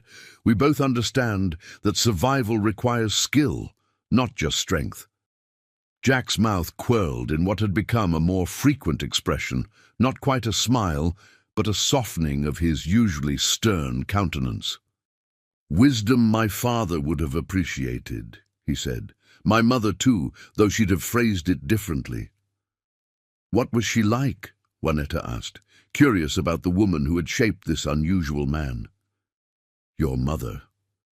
Jack's gaze turned distant, focused on memories rather than the present. Stubborn, he said finally. Educated. She was a schoolteacher in Albany before she met my father. Everyone thought she was mad to marry a trapper and move to the wilderness, but she never regretted it. At least, she never let on if she did. And your wife? The question slipped out before Juanetta could reconsider its propriety. For a moment, she thought she had overstepped. Jack's expression closed, the familiar guardedness returning like a shutter drawn across an open window. Then, unexpectedly, it cleared again. Sarah was quiet, he said softly, gentle in ways I never managed to be. She saw beauty in things most people overlooked, the pattern of frost on a window, the way sunlight filtered through leaves. His voice caught slightly. Our daughter Elizabeth was like her. They used to collect wildflowers together, press them between the pages of books. The pain in his voice was still raw, undiminished by years. Juanetta recognized it as kin to her own grief for her husband, for her sister who might still be lost in the wilderness, for her people scattered or slain. The Mohawk believe that those who have walked on continue to guide us, she offered. Their spirits remain close, especially in places they loved. Jack considered this, his gaze drifting to the window where darkness pressed against the glass. Is that a comfort, he asked finally, or does it make the loss harder to bear? Both, Juanetta admitted, like most true things in this world. February brought a temporary thaw, a deceptive breath of warmth that melted the top layer of snow during daylight hours, only to refreeze it at night into treacherous sheets of ice. The respite allowed Jack to venture further from the cabin, checking trap lines that had been inaccessible during the deepest snows and replenishing their dwindling supply of meat. Juanetta used the opportunity to test her fully healed ankle, exploring the immediate surroundings of the cabin with a Hanu at her side. They discovered a small stream, still flowing beneath a shell of ice, and collected watercress growing in its sheltered banks, a welcome addition to their winter diet. They found Jack's woodshed, nearly depleted after months of constant fires, and the small cemetery where two simple wooden crosses marked the graves of his wife and daughter. A Hanu placed pine cones at the base of each cross, a Mohawk gesture of respect for the departed. When Jack returned and saw them, he said nothing, but his hand lingered on the boy's shoulder for a moment longer than usual. That night, as Jack played checkers with a Hanu, using carved wooden pieces and a board drawn on a scrap of leather, Juanetta felt a strange contentment settle over her, a sense of rightness that had been absent since the burning of her village. Here, in this isolated cabin with this solitary white man, she and her son had found not just safety, but something approaching harmony. The thought both comforted and troubled her. Spring would eventually come, bringing with it decisions that could not be postponed indefinitely. The remaining members of her tribe, if they had survived the winter, would be regrouping, perhaps even returning to the site of their village to salvage what could be reclaimed. Her duty to her people, to her heritage, to a Hanu's future, lay with them. Yet the prospect of leaving the cabin, of returning to a life shaped by the realities of being Mohawk in a world increasingly dominated by white settlers, filled her. With a dread she was reluctant to examine too closely. "Your move," Jack's voice interrupted her reverie. She glanced up to find both man and boy watching her, their game apparently concluded. "I was not playing," she said, confused. "You are now," Jack replied, gesturing to the board where the pieces had been reset. "A Hanu says you're a formidable opponent." The boy grinned, a flash of white teeth in his copper face. "I told him you always beat father, even when he tried to cheat." The casual mention of her late husband, spoken without the edge of grief that had previously accompanied such references, caught Juanetta off guard. When had a Hanu begun to remember his father with joy rather than sorrow? And when had Jack become someone the boy felt comfortable sharing such memories with? The transformation had been so gradual she had failed to mark its progress, like watching a sapling grow. The daily changes imperceptible until suddenly one realized a tree stood where once was only a tender shoot. "Very well," she said, moving to join them at the table, "but do not expect mercy simply because you are new to the game." Jack's eyes crinkled at the corners, the closest he came to outright laughter. "I wouldn't dream of it." The game was evenly matched, Jack's methodical strategy against Juanetta's more intuitive approach. Ahanu watched intently, offering occasional commentary in a mixture of English and Mohawk that neither adult corrected. When Jack finally conceded defeat, it was with good grace and a demand for a rematch the following evening. Later, after Ahanu had fallen asleep and Jack had climbed to his loft, Juanita sat by the dying fire, contemplating the strange turns of fate that had brought them to this moment. In the Mohawk tradition, nothing happened without purpose. Each joy, each sorrow, each seemingly random encounter was part of a greater design, a path the Creator had set before each soul. What then was the purpose of their survival? Of Jack, Morgan's intervention in their desperate flight? What design could be served by this unlikely alliance? The fire popped and settled, sending a shower of sparks up the chimney. Outside, the wind whispered secrets to the pines. Inside, 3 separate hearts beat in the rhythm of shared existence, each bearing its own wounds, its own hopes, its own unspoken questions about what lay ahead when winter finally released its grip on the land. Juanita stirred the embers with a stick, watching the glow brighten then fade. Spring would come, decisions would be made, paths would diverge or converge. But for now, in this cabin wrested from wilderness, they had found something rare and precious, a shelter not just for bodies, but for souls. A scuffing sound from above drew her attention. Jack leaned over the edge of the loft, his expression concerned in the faint firelight. "Trouble sleeping?" he asked softly. Juanita shook her head. "Just thinking." He nodded, understanding without explanation. "Dawn comes early," he reminded her gently. "Rest while you can." Simple advice, pragmatic, as always. Yet in it, Juanita heard what remained unsaid. Concern for her well-being, respect for her private thoughts, the quiet acknowledgement of shared burden. "Good night, Jack," she replied, banking the fire for the night. "Good night, Juanita," he answered, her name in his mouth no longer foreign but familiar, almost cherished. She settled beside Ahanu on their pallet, drawing the blankets close against the night's chill. Above, she heard Jack shift position, the wooden planks creaking softly. Between them, the air held conversations yet to happen, truths yet to be acknowledged, possibilities as fragile and potent as spring's first buds beneath winter snow. Outside, the wind rose, rattling the cabin's sturdy frame, a reminder of the world beyond their sanctuary, waiting to reclaim them when winter's respite ended. March arrived with deceptive gentleness, warm winds that whispered promises of spring while winter still held the land in its grip. The snow began to recede, revealing patches of earth that had lain hidden for months. Ice cracked on the nearby stream, surrendering to the strengthening sun. The world was awakening, stirring with new possibilities. Inside Jack's cabin, the atmosphere had shifted too. What had begun as an arrangement of necessity had blossomed into something none of them had anticipated.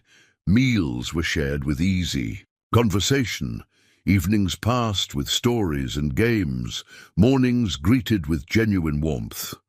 Ahanu flourished under Jack's patient tutelage, his English improving daily, his natural curiosity finding fertile ground in the rancher's practical knowledge. Juanita watched her son's transformation with a mixture of pride and unease.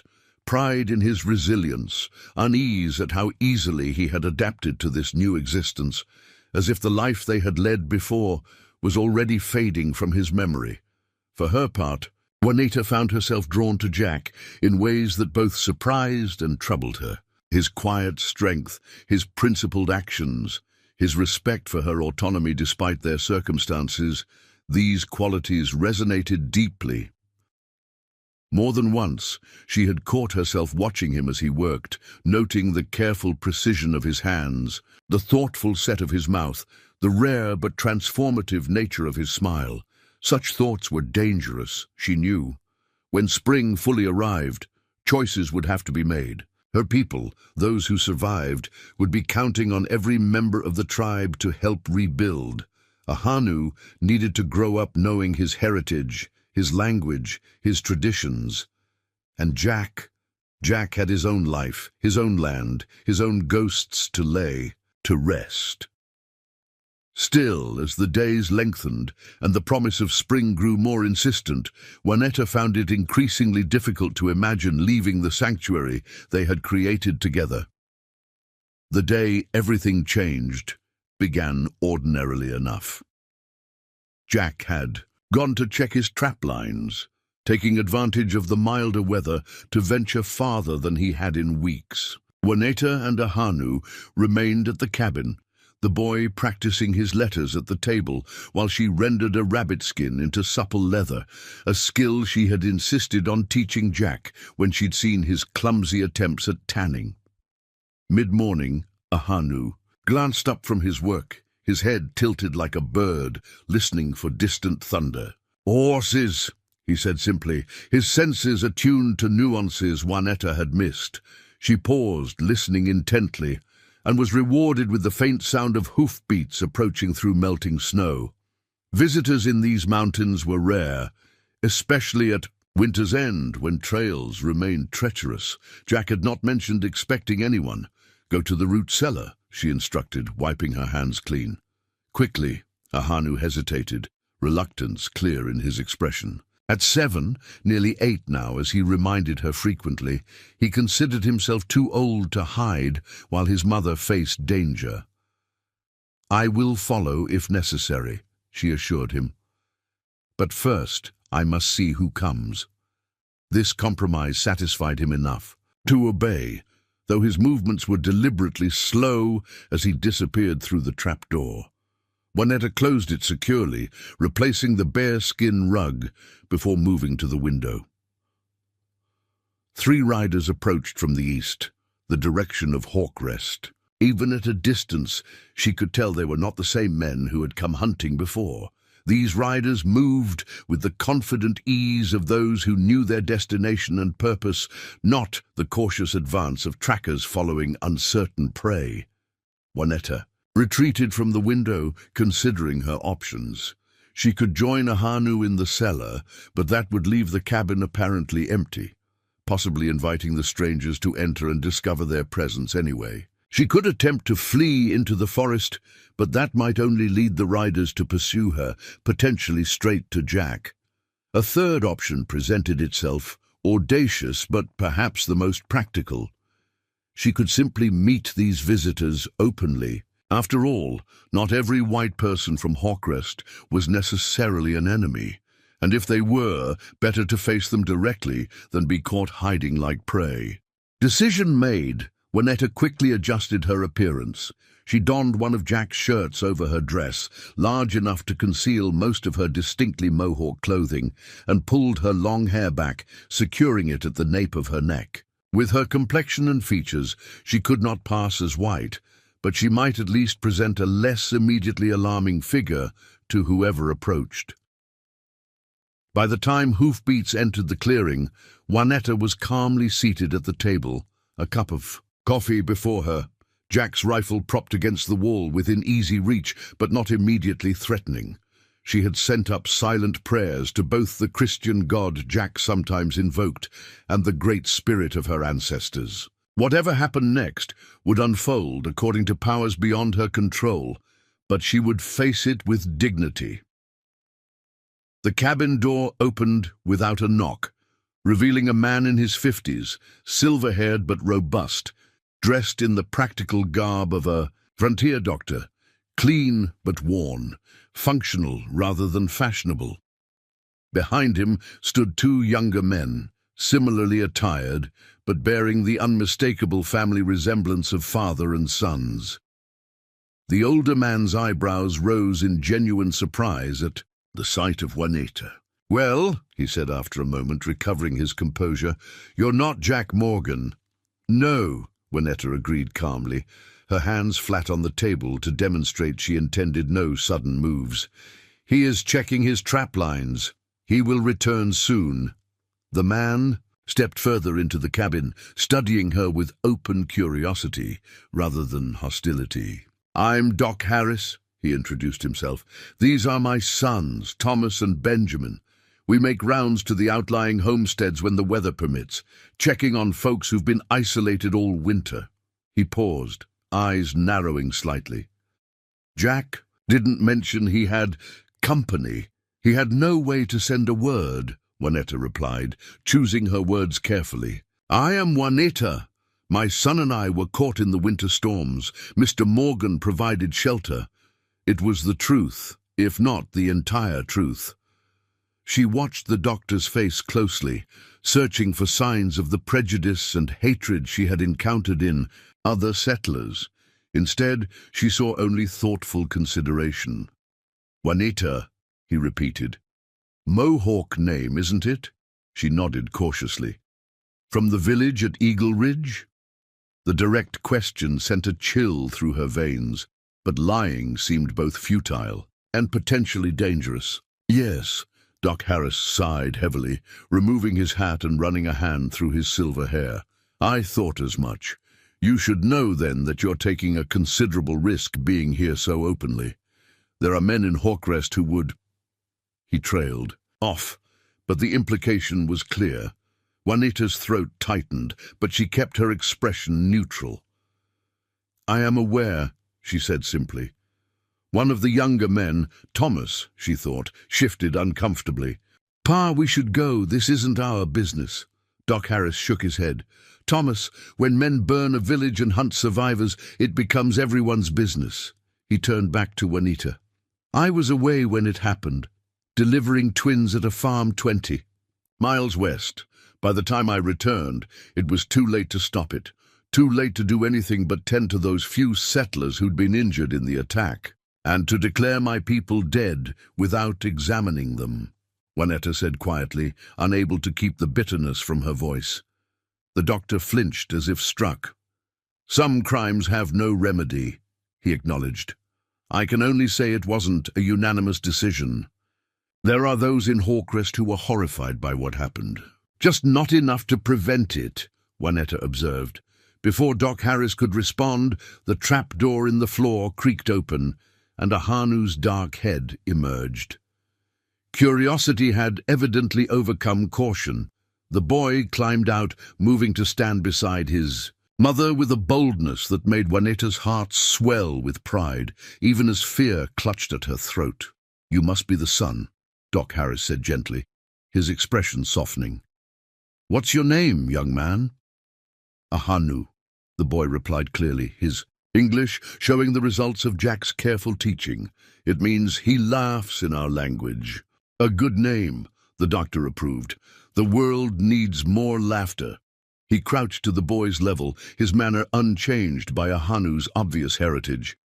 "I'm Dr. Harris. I've been Jack's friend for many years." Juanetta watched this exchange with cautious hope. If this man truly was Jack's friend, perhaps he could be trusted. Still, years of experience had taught her the fickleness of white men's attitudes toward her people, how quickly courtesy could turn to cruelty, tolerance to violence. "You said men are still hunting survivors," she said, drawing the doctor's attention back to the matter at hand. "How many? And do they know of Jack's involvement?" Doc Harris straightened, his expression grave.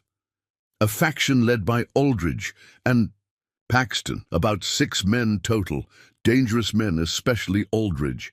He's been bitter since losing his land claim to the north. Blames everyone but himself, Indians most of all." He shook his head. "As for Jack, they suspect, but they have no proof.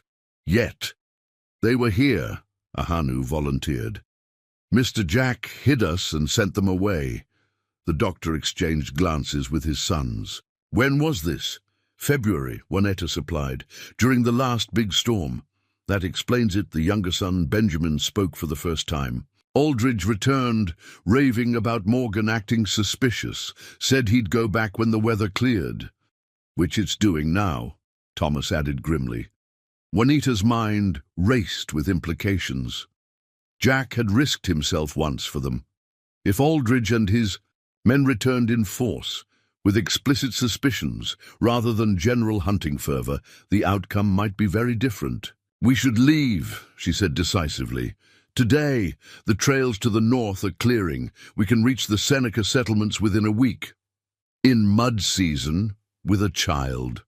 Doc Harris shook his head. You'd be lucky to cover 5 miles a day, and that's assuming Aldridge's men don't pick up your trail. What alternative do we have? Juanetta demanded. Wait here for them to return? Place Jack in further danger? The doctor studied her for a long moment, something shifting in his expression, as he registered the genuine concern in her voice, not just for herself and Ahanu, but for Jack. You care for him, he observed quietly. Juanita did not deny it. What would be the point? This perceptive man had already seen what she herself had been reluctant to acknowledge fully. My wife and I have a proposal, Doc Harris said after a thoughtful pause. Our home is on the outskirts of Hawkrest, isolated enough for privacy, close enough to town for protection.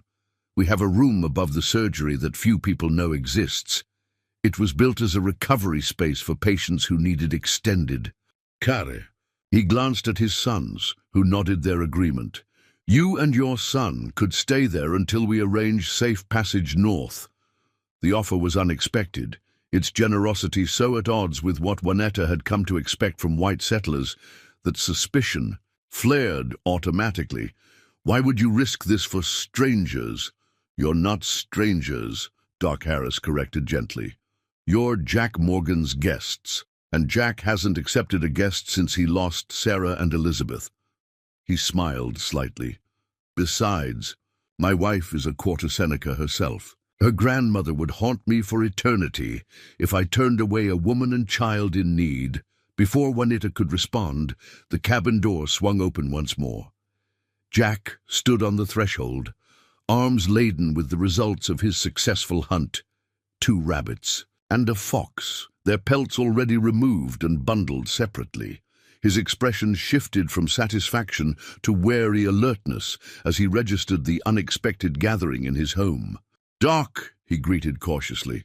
Thomas, Ben, this is a surprise. For us as well, Jack, Doc Harris replied, extending his hand. Seems you've had quite a winter. Jack set his burden down and clasped the offered hand, his gaze moving between the doctor and Juanetta, assessing the situation. I take it introductions have been made? And then some, Doc Harris confirmed. We were just discussing your guest's future plans. Jack's posture stiffened almost imperceptibly. Were you now? Juanetta recognized the defensiveness in his tone, the instinctive protection of what he had come to consider his responsibility, perhaps even his family. The doctor has been kind, she intervened. He's offered us shelter in Hawkrest until passage north can be arranged.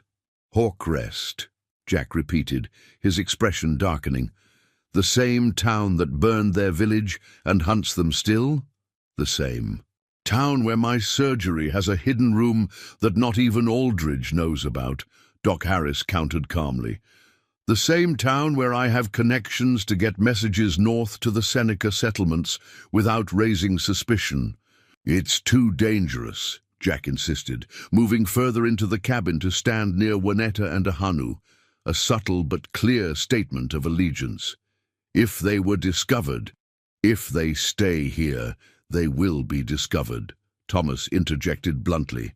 Aldridge is gathering men for another search once the trails are fully clear. This time they'll come with warrants and the authority to search every building on your property. Jack's jaw clenched, his gaze dropping to Ahanu, who stood watching the adults with solemn attention. They're safer here, he maintained, though with less conviction. Jack, Doc Harris said gently, you know I wouldn't suggest this if I didn't. Believe it was their best chance.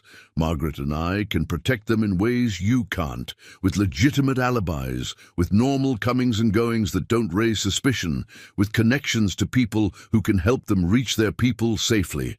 And what about Jack? Ahanu asked suddenly, his clear child's voice cutting through the tension. If we go with you, what happens to him? The simple question held layers of meaning that silenced the room. In the space of a few months, this boy had lost his father, his home, most of his tribe. Now he was being asked to leave behind the man who had become a surrogate father, a protector, a friend. Jack crouched before Ahanu, his large hands gentle on the boy's shoulders. "I would be fine," he assured him. "I've lived alone in these mountains for years." "But you wouldn't be alone anymore," Ahanu argued, with a child's devastating logic. "You'd be alone again, and sad again." Jack's expression flickered, vulnerability breaking through his usual stoicism. He glanced up at Juanetta, a question in his eyes that he didn't dare voice aloud. "There is another option," Doc Harris suggested, quietly, watching this exchange with perceptive eyes. "One that would require significant adjustments from all involved." "What option?" Juanetta asked, though something in her already knew what the doctor would propose. "Come spring, Jack's ranch will need rebuilding if he's to make a go of it again. No man can do that alone." Doc Harris looked between Jack and Juanetta meaningfully.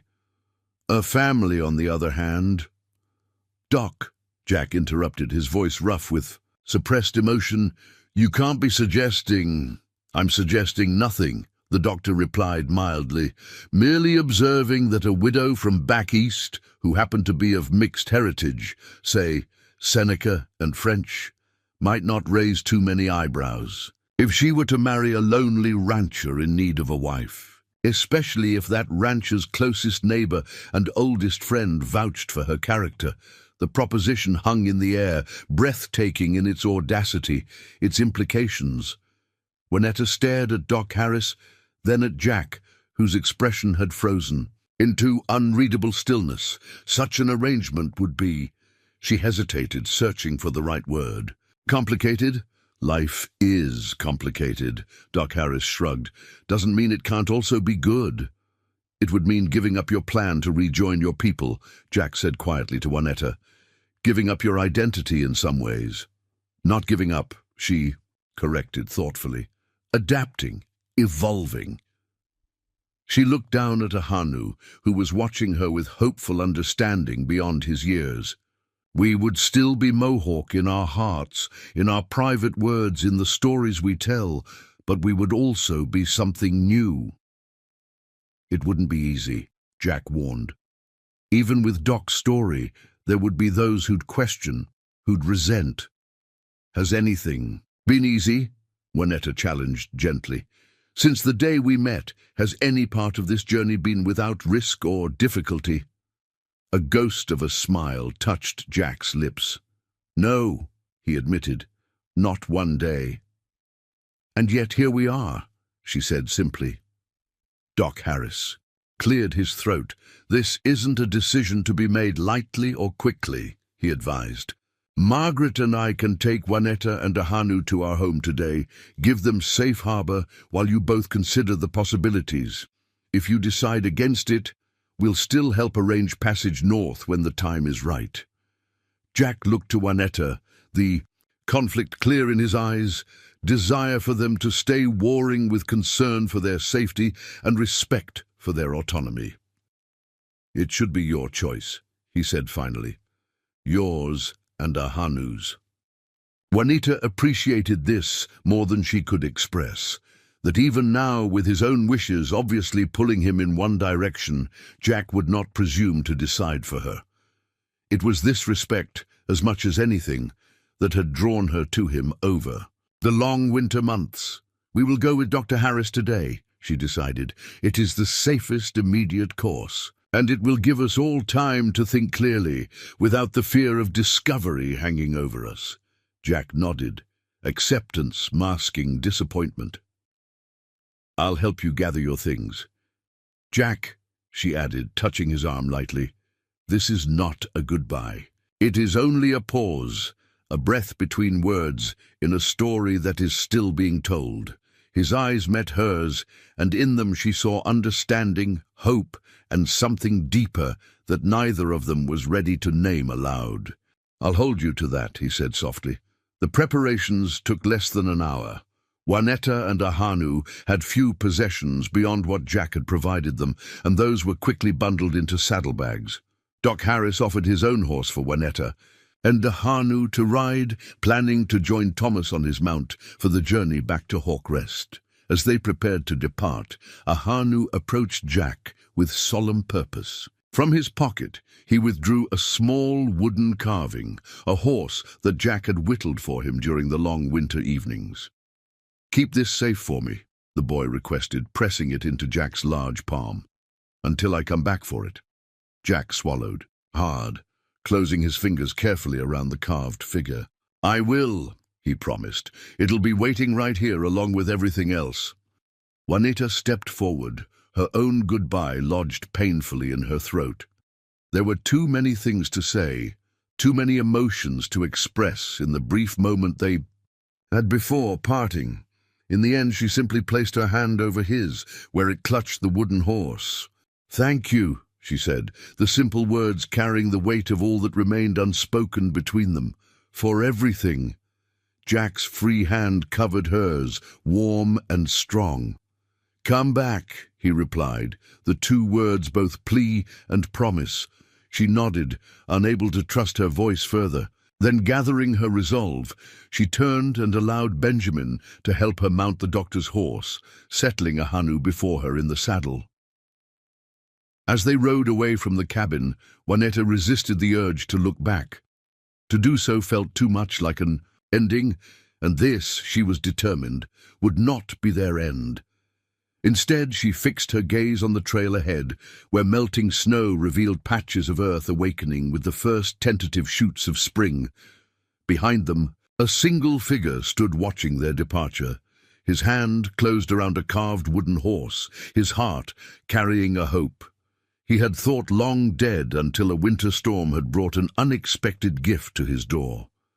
And between them stretched a promise, unspoken but binding, that this separation was but a necessary pause in a story still unfolding, a story of two worlds colliding and finding against all odds a way to become one.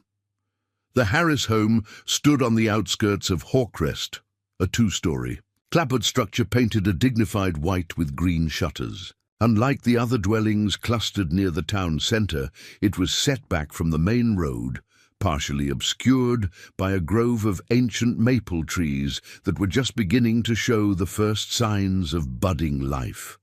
Dr. Harris had designed it this way deliberately, close enough to be accessible to patients in need, distant enough to provide both privacy and a buffer against the sometimes overwhelming intimacy of small-town life. The front half of the ground floor served as his surgery and dispensary, while the family's living quarters occupied the rear portion and the upper story.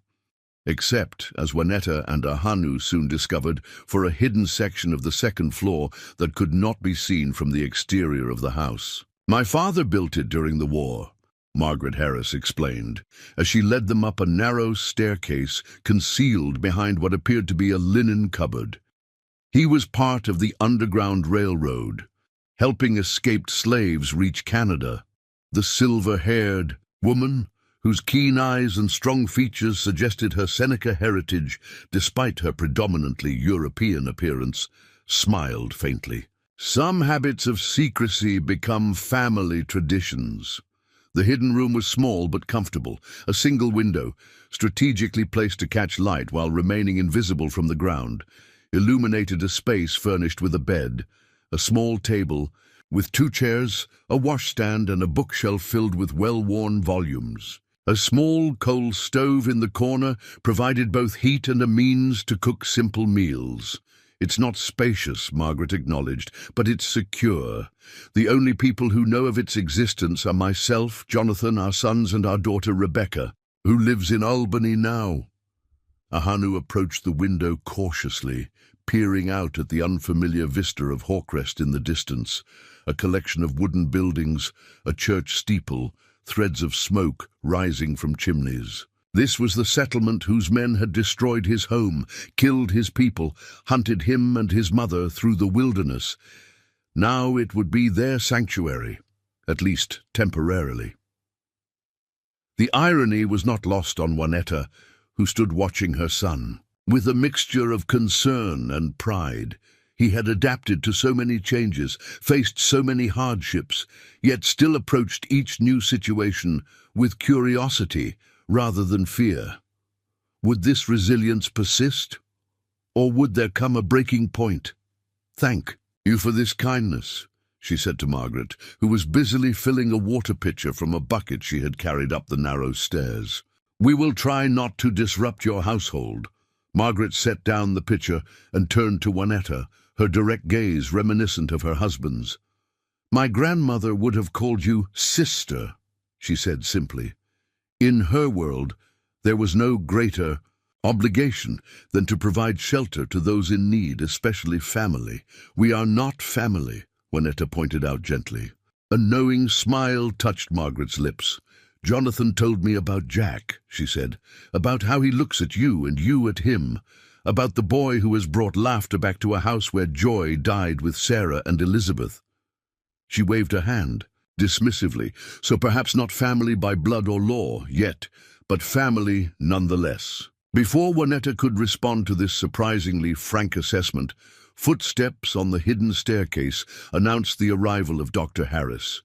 He carried a tray laden with bread, cheese, and sliced apples, their first meal in Hawkrest.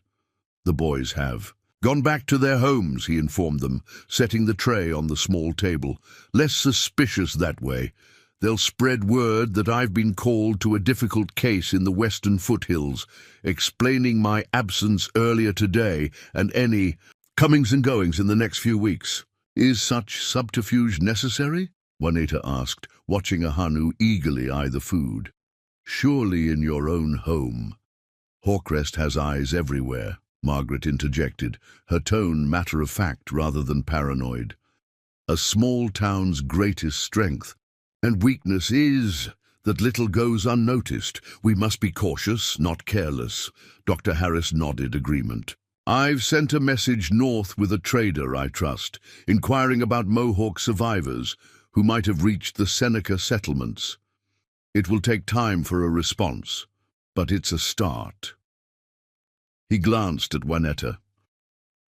"Unless you've reconsidered Jack's situation."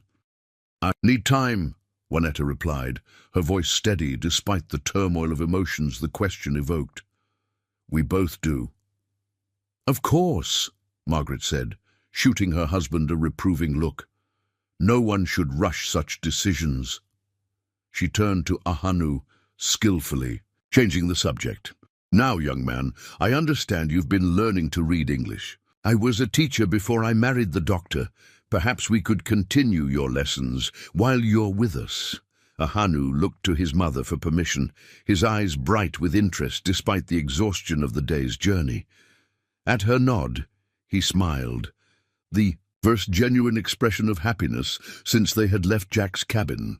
"Yes, please," he said politely. "Mr. Jack was teaching me about horses in books. He said maybe someday I could have a real one." An unexpected pang shot through Juanetta's heart at this casual revelation. Ahanu had never mentioned this particular conversation with Jack, this promise of a future together that they had apparently discussed when she wasn't present. How many other such moments had there been? How deeply had the bond between man and boy grown during their winter seclusion? Dr. Harris must have noticed her reaction, for he said gently, "Jack was a natural father to Elizabeth. It was what he was meant to be, I think, before fate intervened." "As was being a husband to Sarah," Juanetta observed, unable to keep a hint of uncertainty from her voice. "Yes," the doctor agreed thoughtfully. "But grief, when it's allowed to heal, doesn't diminish our capacity to love again. It expands it." He smiled slightly. "At least, that's what Margaret's grandmother used to say." His wife nodded, her expression softening. "She was a wise woman, and she would have liked you, Juanetta." She gestured to the tray of food. "Now eat, both of you. Tomorrow we can discuss more practical matters." After the Harrises departed, leaving them to settle into their hidden sanctuary, Juanetta sat beside Ahanu on the narrow bed, watching as he devoured bread and cheese with the appetite of a growing boy, too long accustomed to limited rations. "Are you comfortable here?" she asked, smoothing his dark hair back from his forehead. "It's very different from Jack's cabin." Ahanu considered. This, chewing thoughtfully. "It's nice," he decided, "but temporary." Juanetta smiled at his perception. "Yes, it's temporary, but we may be here for some weeks while Dr. Harris arranges our journey north. Or while you decide if we're going back to Jack," Ahanu added with the directness of childhood. He set down his half-eaten apple, suddenly serious. "I want to go back." "I know," Juanetta acknowledged, choosing honesty over evasion. "But it's complicated, Ahanu.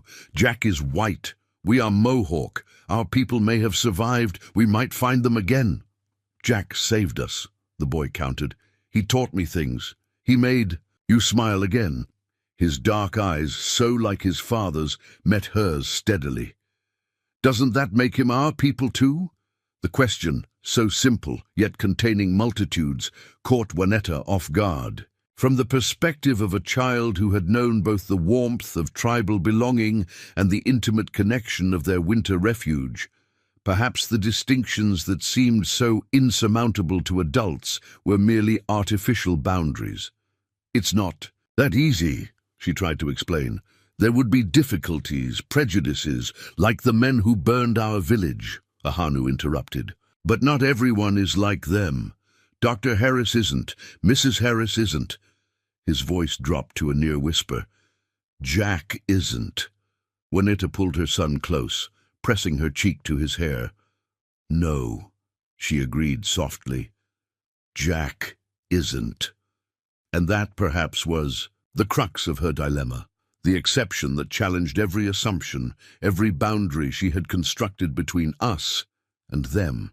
That night, lying beside Ahanu in the unfamiliar bed, listening to the distant sounds of a settlement preparing for sleep, Juanetta found her thoughts returning constantly to the cabin in the mountains, to the man who stood alone watching them. Right away, his hand closed around a carved wooden horse and a promise. Meanwhile, in that very cabin, Jack Morgan sat before the dying fire, turning the small wooden horse over in his calloused hands. The silence that had once been his constant companion now felt oppressive, accusatory, as if the very walls of the cabin were asking why he had allowed Juanetta and Ahanu to leave when their absence hollowed him out like a lightning-struck tree. But what alternative had there been? Doc Harris was right. Aldridge and his men would return, this time with the authority to search every corner of his property. And even if they managed to hide once more, what kind of life would that be for Juanetta, and especially for Ahanu? Always in fear, always in hiding, never free to live openly under the sun. And yet, Jack set the wooden horse on the mantel where it stood as a sentinel, a reminder of what had been and what might yet be. Then he rose, decision crystallizing into action as he crossed to the chest at the foot of his bed. From it, he withdrew a small leather pouch, all that remained of his savings after the disastrous cattle venture that had nearly cost him everything. It wasn't much, but it might be enough for what he had in mind. The following morning, Jack saddled his horse before dawn and rode toward Hawkrest, not directly but circuitously, approaching from the west as if returning from the high country rather than his cabin to the east. He had no desire to encounter Aldridge or his followers on the road, not when so much depended on secrecy and timing. He reached town as businesses were opening, hitching his horse outside the general store with its newly painted sign, Hawkrest Mercantile and Sundries, Esther 1865. The bell above the door jingled as he entered, drawing the attention of the proprietor who was arranging bolts of fabric on a shelf. "Jack Morgan," Samuel Green greeted with genuine surprise. "Haven't seen you since before the first snow, beginning to think you'd frozen solid up in those mountains."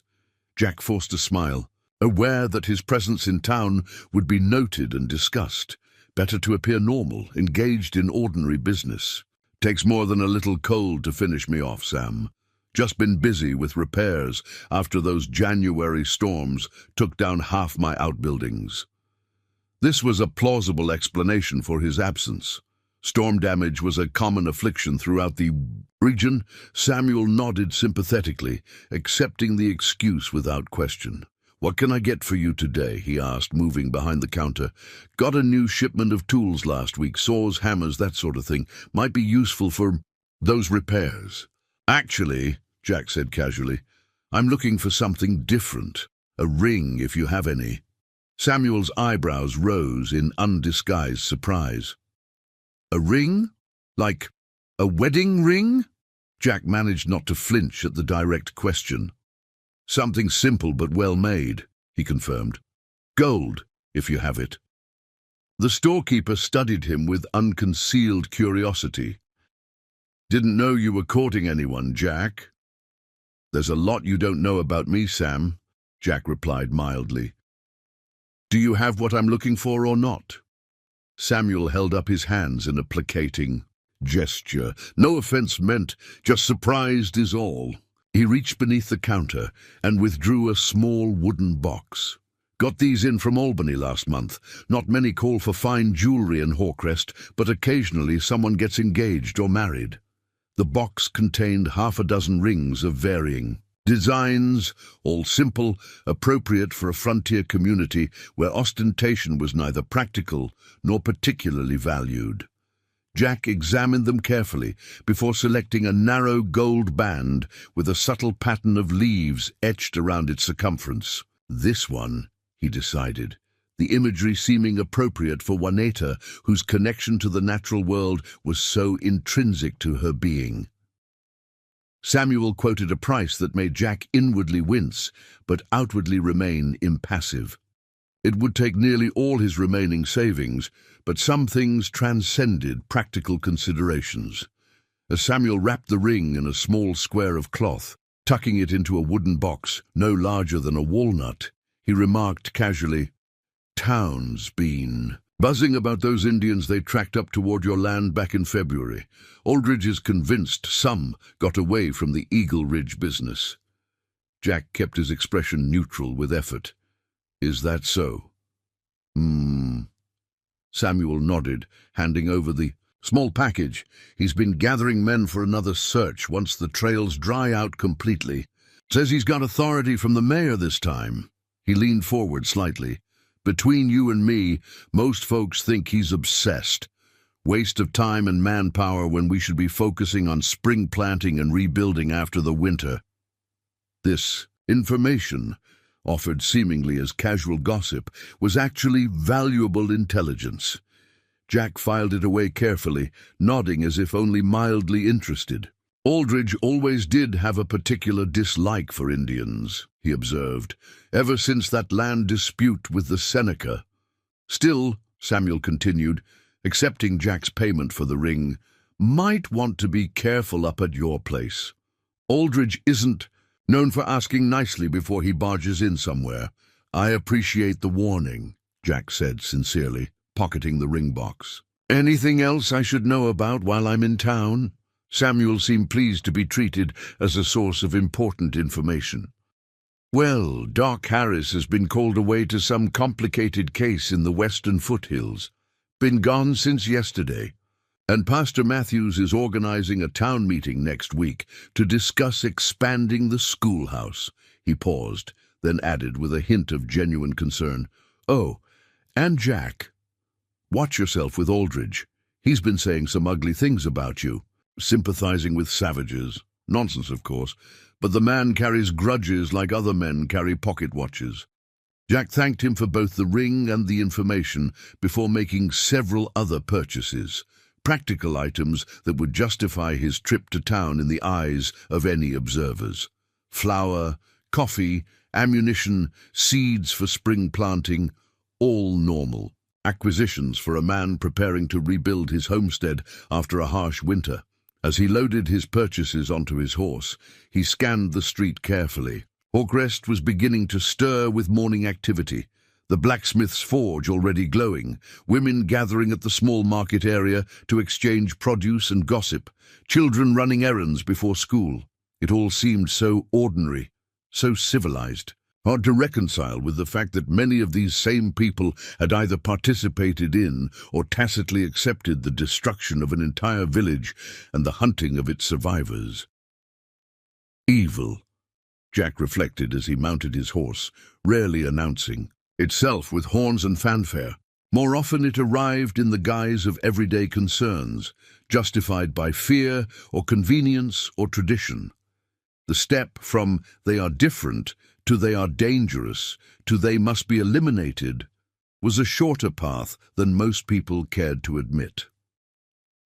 He rode out of town the same way he had entered, circuitously, making a show of heading west before doubling back toward his cabin once he was certain no curious eyes followed. The small box containing the ring pressed against his chest, where he had tucked it into his inner pocket, both a weight and a promise.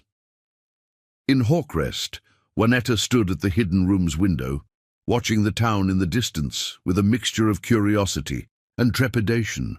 She had been to white settlements before, trading expeditions with her father and later her husband, necessary interactions at frontier outposts, but never had she dwelled within one, observing its rhythms and patterns like an unseen ghost.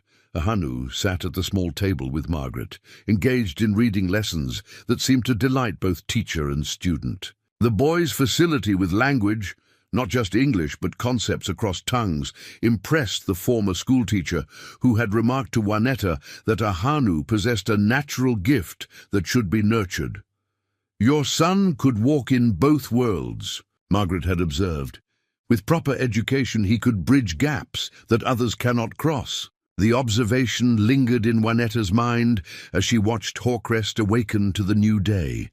Would Ahanu truly be able to walk in both worlds, or would he forever be caught between them, never fully belonging to either? Was that a gift or a burden to bestow upon a child? A movement in the street below caught her attention, a familiar figure on horseback, riding out of town. Even at a distance, she recognized Jack immediately, the set of his shoulders, the way he sat a horse as if born to it, the deliberate economy of his movements. Her heart quickened inexplicably, even as confusion furrowed her brow. What was Jack doing in Hawkrest? Has something happened? She resisted the urge to call Margaret's attention to this development, instead watching silently as Jack disappeared from view beyond the town's western edge. Only when he was gone did she turn back to the room, her expression composed despite the questions tumbling through her mind.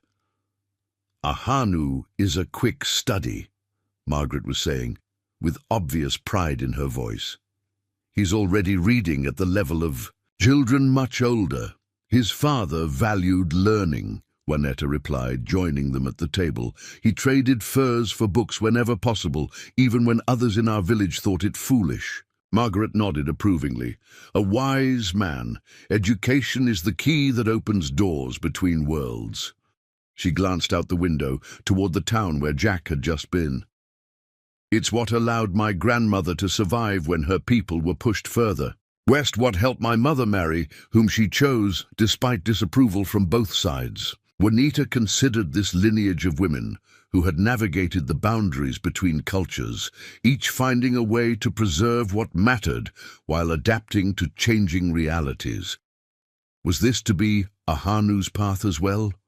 Her own? A soft knock at the hidden. A doctor interrupted her reflections. Dr. Harris entered, carrying both breakfast and news. "I've received word from my contact among the Seneca," he announced without preamble. A small group of Mohawk did indeed reach their settlement before winter. Set in fully, about 20 souls, mostly women and children, with a few elders. Juanita's breath caught in her throat. "Did they name names? Is my sister among them?" The doctor's expression softened with genuine regret. The message didn't include specific identities, only numbers and general conditions. The runners who carry such information must memorize it rather than risk written evidence that could be found by hostile parties. Hope and disappointment warred within Juaneta's chest. Her people, some of them at least, had survived, but whether Kinex and her baby were among them remained unknown. There's more, Dr. Harris continued, setting down the tray of food. My contact believes it would be safe to attempt a journey north within the next 2 weeks, once the spring mud has hardened somewhat. He can arrange guides from the Seneca to meet you at a designated location and escort you the rest of the way. 2 weeks. The time frame hung in the air, suddenly making abstract considerations concrete. In 14 days, Juanetta would need to decide, north to her people or back to Jack, and the possibility of a new life entirely. The weight of the choice pressed against her chest, constricting her breathing. Also, Dr. Harris added, his tone deliberately casual, I saw Jack in town this morning. Juanetta looked up sharply. I saw him too from the window. Is something wrong at the cabin? Not that he mentioned, the doctor replied. He was at the general store making purchases. Quite ordinary ones for the most part. A hint of amusement touched his features, though I doubt he'd consider a gold ring an ordinary purchase under normal circumstances. A ring? Juanetta repeated, not immediately comprehending. Margaret shot her husband a reproving look. Jonathan, really, you shouldn't have told her that. Why not? Dr. Harris asked innocently. It seems relevant to the decisions being contemplated. Juanetta's mind raced, piecing together the implications. A gold ring. Jack in town despite the risk of encountering Aldridge. The significance was unmistakable, yet almost impossible to believe. He bought a wedding ring? She asked directly, needing confirmation. Dr. Harris nodded. A simple band with leaves etched into the gold. Rather pretty, actually. I happened to be in the store myself when he made the purchase. His expression turned serious. Jack Morgan is not a man who acts on impulse or without certainty, Juanetta. If he bought that ring, he's made his decision. But that doesn't mean you must make yours based on his actions, Margaret interjected firmly. A woman's choice should be her own, freely made. Juanetta looked to Ahanu, who was listening to this adult conversation with intense concentration, clearly understanding far more than they might have assumed. What do you think, my son? She asked quietly. Should we go north to find our people, or become Jack's family? Ahanu finished for her. He didn't hesitate. I want to be Jack's family, but I also want to know if Aunt Connex is alive. He frowned, the complexity of the situation challenging even his straightforward perspective. Can't we do both? It was such a simple question, yet it illuminated possibilities Juanetta hadn't fully considered. Must the choice be permanent, absolute, or could there be a middle path, a way to honor both the past and the future? Perhaps, she said slowly, we could journey north first, confirm whether your aunt and cousin survived, and ensure our people know we are alive. And then, she paused, the next words both frightening and exhilarating to speak aloud. And then we could return, to Jack, if that's truly what we both want. Dr. Harris nodded thoughtfully. A compromise with wisdom at its core. Learn what you need to know, then decide with a clear conscience. He glanced at his wife. What do you think, Margaret? I think, the older woman replied with a smile, that Juanetta's grandmother would be proud of such a balanced approach. Honor the past, embrace the future, and most importantly, choose your own path rather than having it chosen for you. Outside, the spring sun climbed higher in the sky, illuminating Hawkrest with unforgiving clarity, its strengths and its flaws, its capacity for both cruelty and kindness. In a hidden room, above the doctor's surgery, a Mohawk woman stood at a crossroads between worlds, considering not just her own future, but her son's, and that of a solitary rancher who had risked everything to save them from a merciless winter. In her mind's eye, she saw Jack riding back toward his lonely cabin, a small wooden box containing a golden band tucked against his heart. A question, a hope, a possibility that defied the boundaries both their worlds had established. And for the first time since fleeing her burning village, Juanetta felt something unfamiliar, yet unmistakable, unfurling in her chest. Not just hope, which had sustained her through the darkest moments, but genuine anticipation for what lay ahead. The appointed day dawned clear and mild, a perfect spring morning that seemed to mock the gravity of what lay ahead. 2 weeks had passed swiftly in the hidden room above Dr. Harris's surgery. 2 weeks of planning, preparation, and increasingly pointed conversations about futures and pasts that refused to be neatly reconciled. Juanita stood before the small mirror on the washstand, studying her reflection with critical assessment. Margaret had provided clothing that would attract less attention during their journey. A simple dress of brown homespun, a woolen shawl, sturdy boots that pinched Juanita's feet, but would serve better than moccasins on the muddy trails ahead. Her hair was braided and coiled at the nape of her neck in a style that Margaret assured her was common among settler women. The disguise was convincing enough, she supposed. At a casual glance, she might pass for a half-breed trader's wife, especially with her command of English. But the eyes that stared back at her from the mirror remained unmistakably Mohawk, dark, watchful, carrying memories that no amount of settler's clothing could erase. Behind her, Ahanu fidgeted with the collar of his new shirt, uncomfortable with the stiff fabric, but bearing it without complaint. He too had been transformed by Margaret's careful attention, his long hair trimmed shorter, though not as short as white boys typically wore it, his Mohawk clothing replaced by trousers and a jacket that made him look both older and somehow diminished, as if parts of his spirit had been tucked away, along with his traditional garments. "Are you ready?" Juanetta asked softly in their language, a private moment between them, before they must step into a world where even their words would need disguising. Ahanu nodded solemnly. "Will Jack meet us before we go?"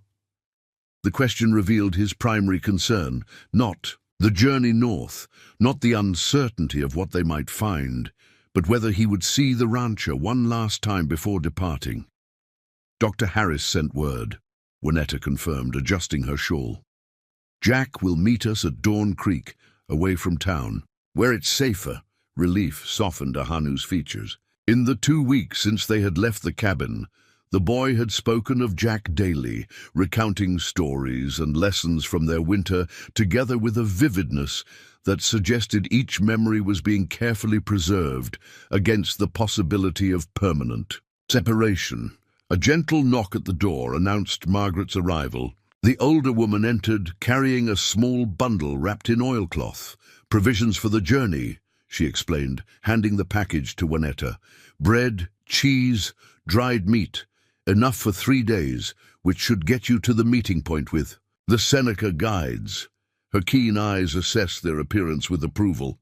"You look the part," she declared.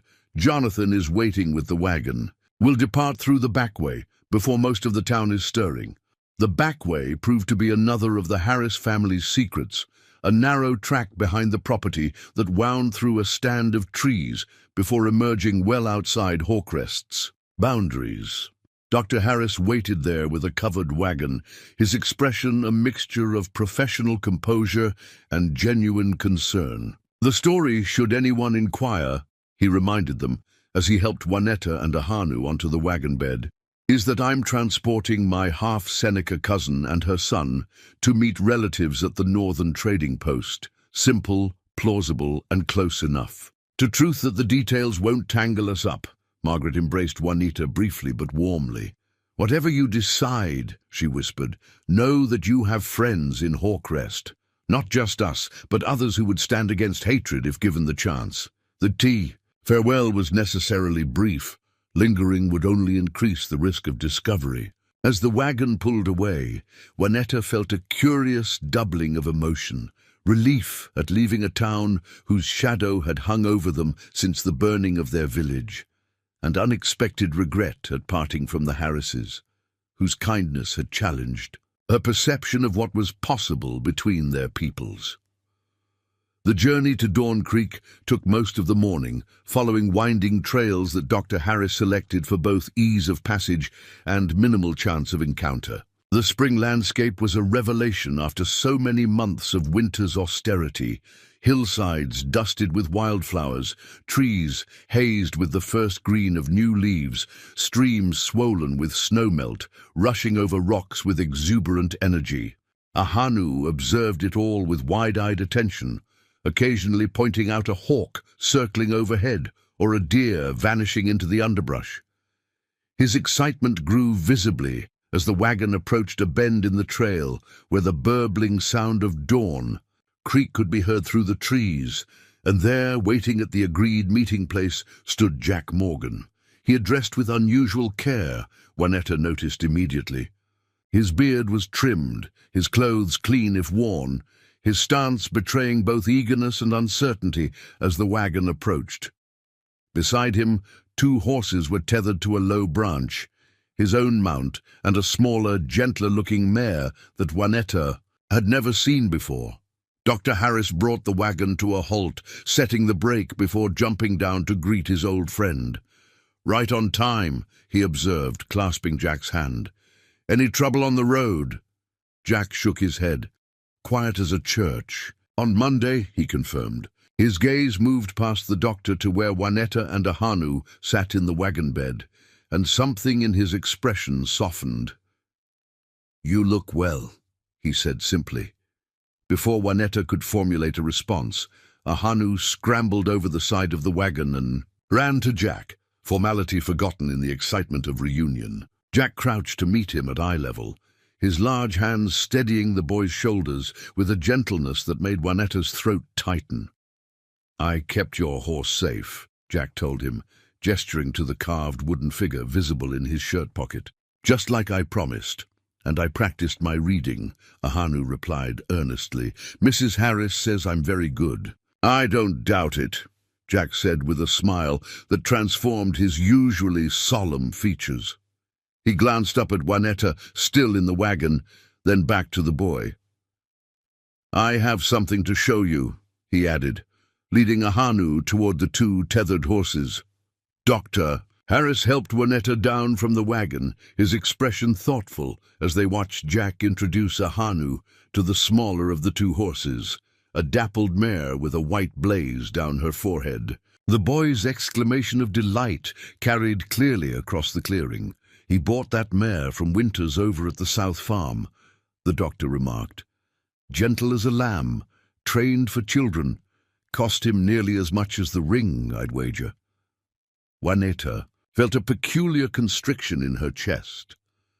"The horse is for Ahanu?" "So it appears," Dr. Harris confirmed, "though whether it's a parting gift or—" He let the implication hang unfinished between them.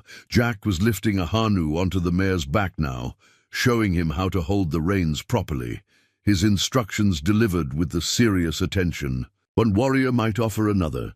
The boy sat tall in the saddle, his face alight with pride and joy, the expression of a child who feels seen, valued, understood. "I should give you 3 some privacy," the doctor decided, moving back to his wagon. "I'll water the horses downstream and return in an hour. That should give you time enough." He hesitated, then added with uncharacteristic emotion, "Juanetta, whatever you decide, know that you have made my old friend happier these past months than I have seen him since he lost his family. That alone is a gift beyond measure." With that, he led his wagon team down a path that followed the creek, leaving Juanetta alone with the tableau of Jack and Ahanu and the patient mare who stood quietly under the boy's inexperienced guidance.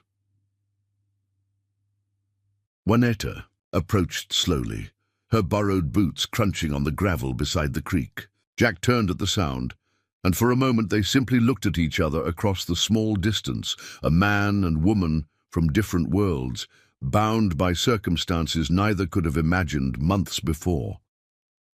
"Her name is Willow," Jack said, breaking the silence by nodding toward the mare. "On account of how she likes to nibble willow branches whenever she gets the chance." "She's beautiful," Juanetta acknowledged. "Ahanu looks natural on horseback." He does, Jack agreed, his gaze lingering on the boy who was now carefully guiding the mare in a small circle, his concentration absolute. Like he was born to it.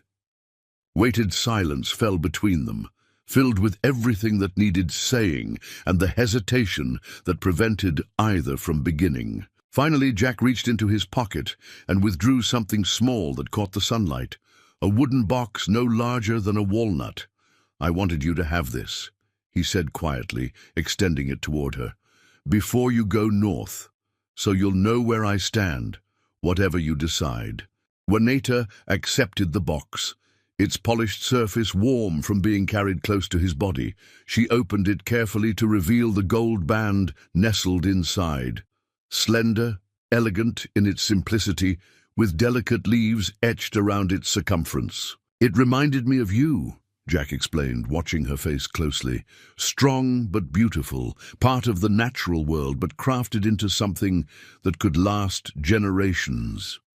The ring glinted in the spring sunlight, both a question and a declaration. Juanita closed the box gently, not in rejection, but in acknowledgement of complexities that could not be resolved in this moment beside Dawn Creek. "Jack," she began, searching for words adequate to the magnitude of what lay between them, "I need to know if my sister survived, if my nephew lives. I cannot build a future without reconciling the past." She met his gaze directly. "Can you understand?" "That?" His expression remained steady, without a trace of the disappointment he must surely feel. "I'd think less of you if you didn't need to know," he said simply. "Family is family, Juanita. I'd never ask you to choose between what you owe your blood and what might be between us." Relief washed through her at his understanding, so different from what she had experienced with white men before, who seemed to expect native women to abandon their heritage, their connections, their very selves, when crossing the boundary between worlds. "The Seneca guides will lead us to their settlement," she explained. "If my sister is there, if she and her child survived—" She hesitated, then continued with determined clarity. "I must speak with her, ensure she is well, that she understands. Why I would return south rather than remain." "Return south," Jack repeated, the words careful as if testing their weight. "Then you've decided?" Juanita glanced to where Ahanu continued to guide the mare in increasingly confident circles, his face alight with the simple joy of mastering a new skill. "Ahanu has," she said softly. "He speaks of little else but returning to the cabin, to you.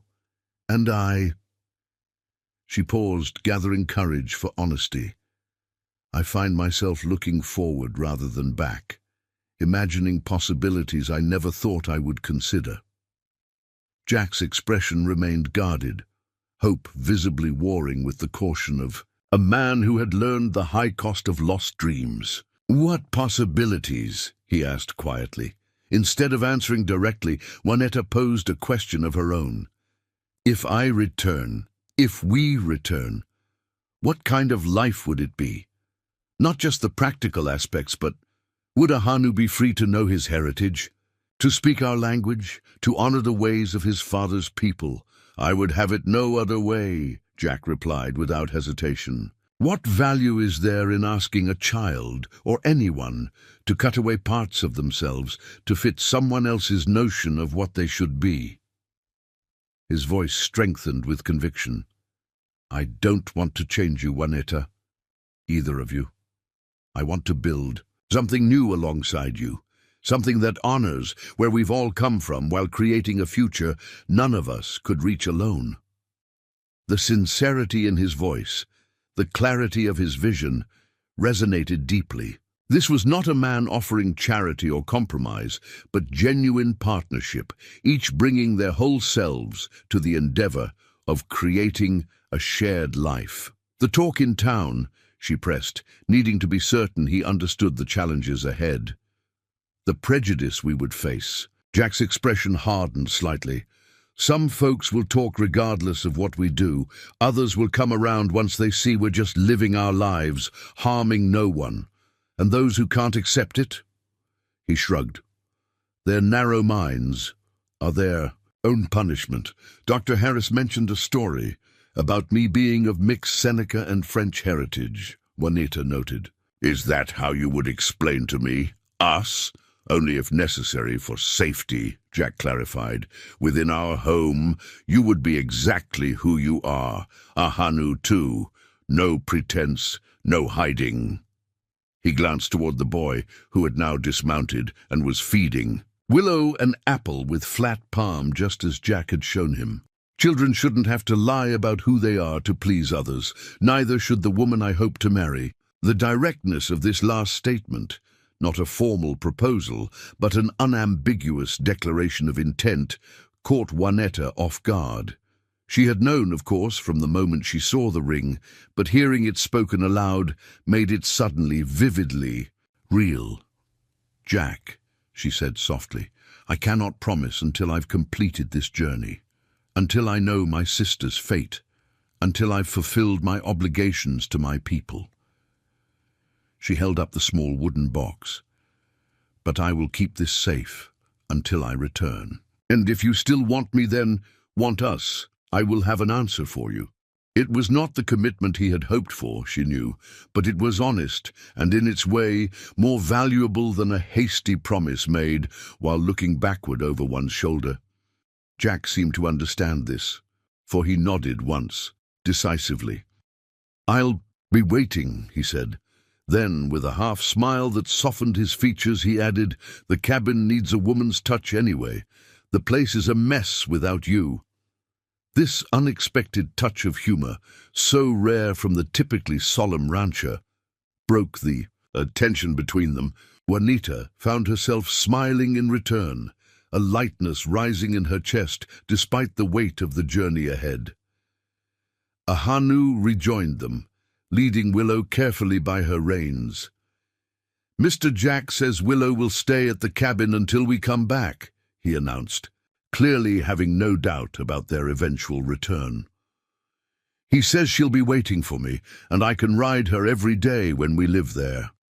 Juanita and Jack exchanged a glance over the boy's head, a Hanu's certainty, both touching and concerning in its absoluteness. What if they reached the Seneca settlement only to discover compelling reasons to remain? What if her sister needed her?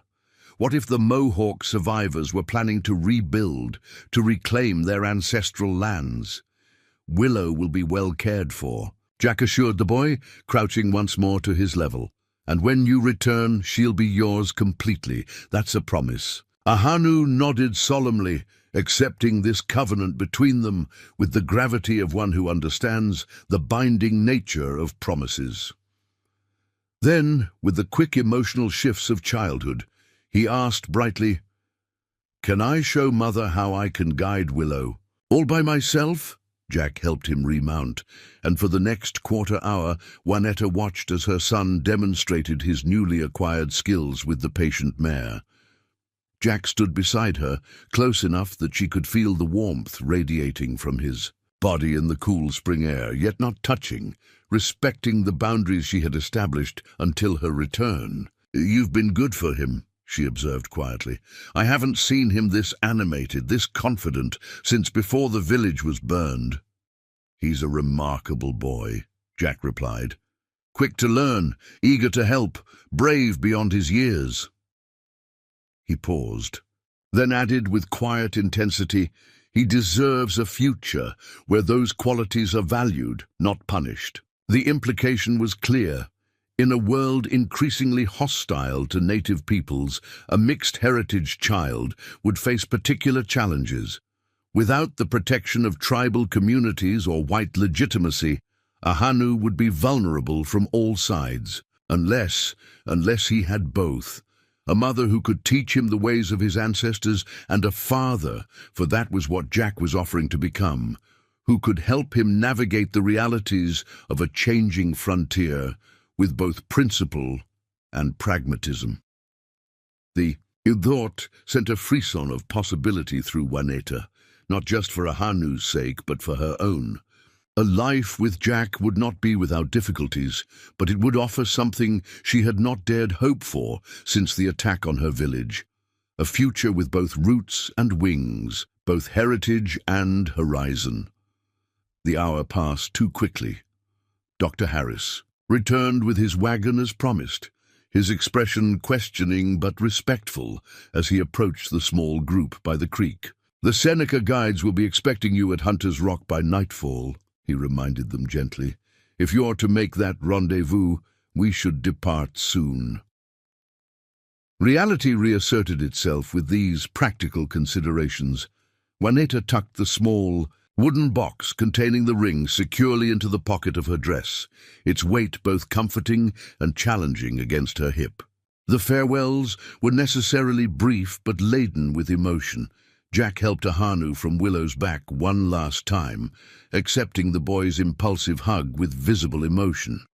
"Remember what I taught you about the stars," he said, his voice slightly rough. "They'll guide you home if you ever lose your way." "I remember," Ahanu assured him seriously. "The North Star stays still while all the others move around it, like how our cabin stays still while we go on a journey." Jack smiled at this interpretation, ruffling the boy's dark hair affectionately. "That's right," he agreed. "Some things remain constant no matter how far we travel." When he turned to Juanita, however, words seemed to fail him. They stood facing each other for a long moment, the spring breeze stirring loose strands of her hair, carrying the scent of wildflowers. "And possibility. I'll be here," he said finally simply. "Whatever you decide."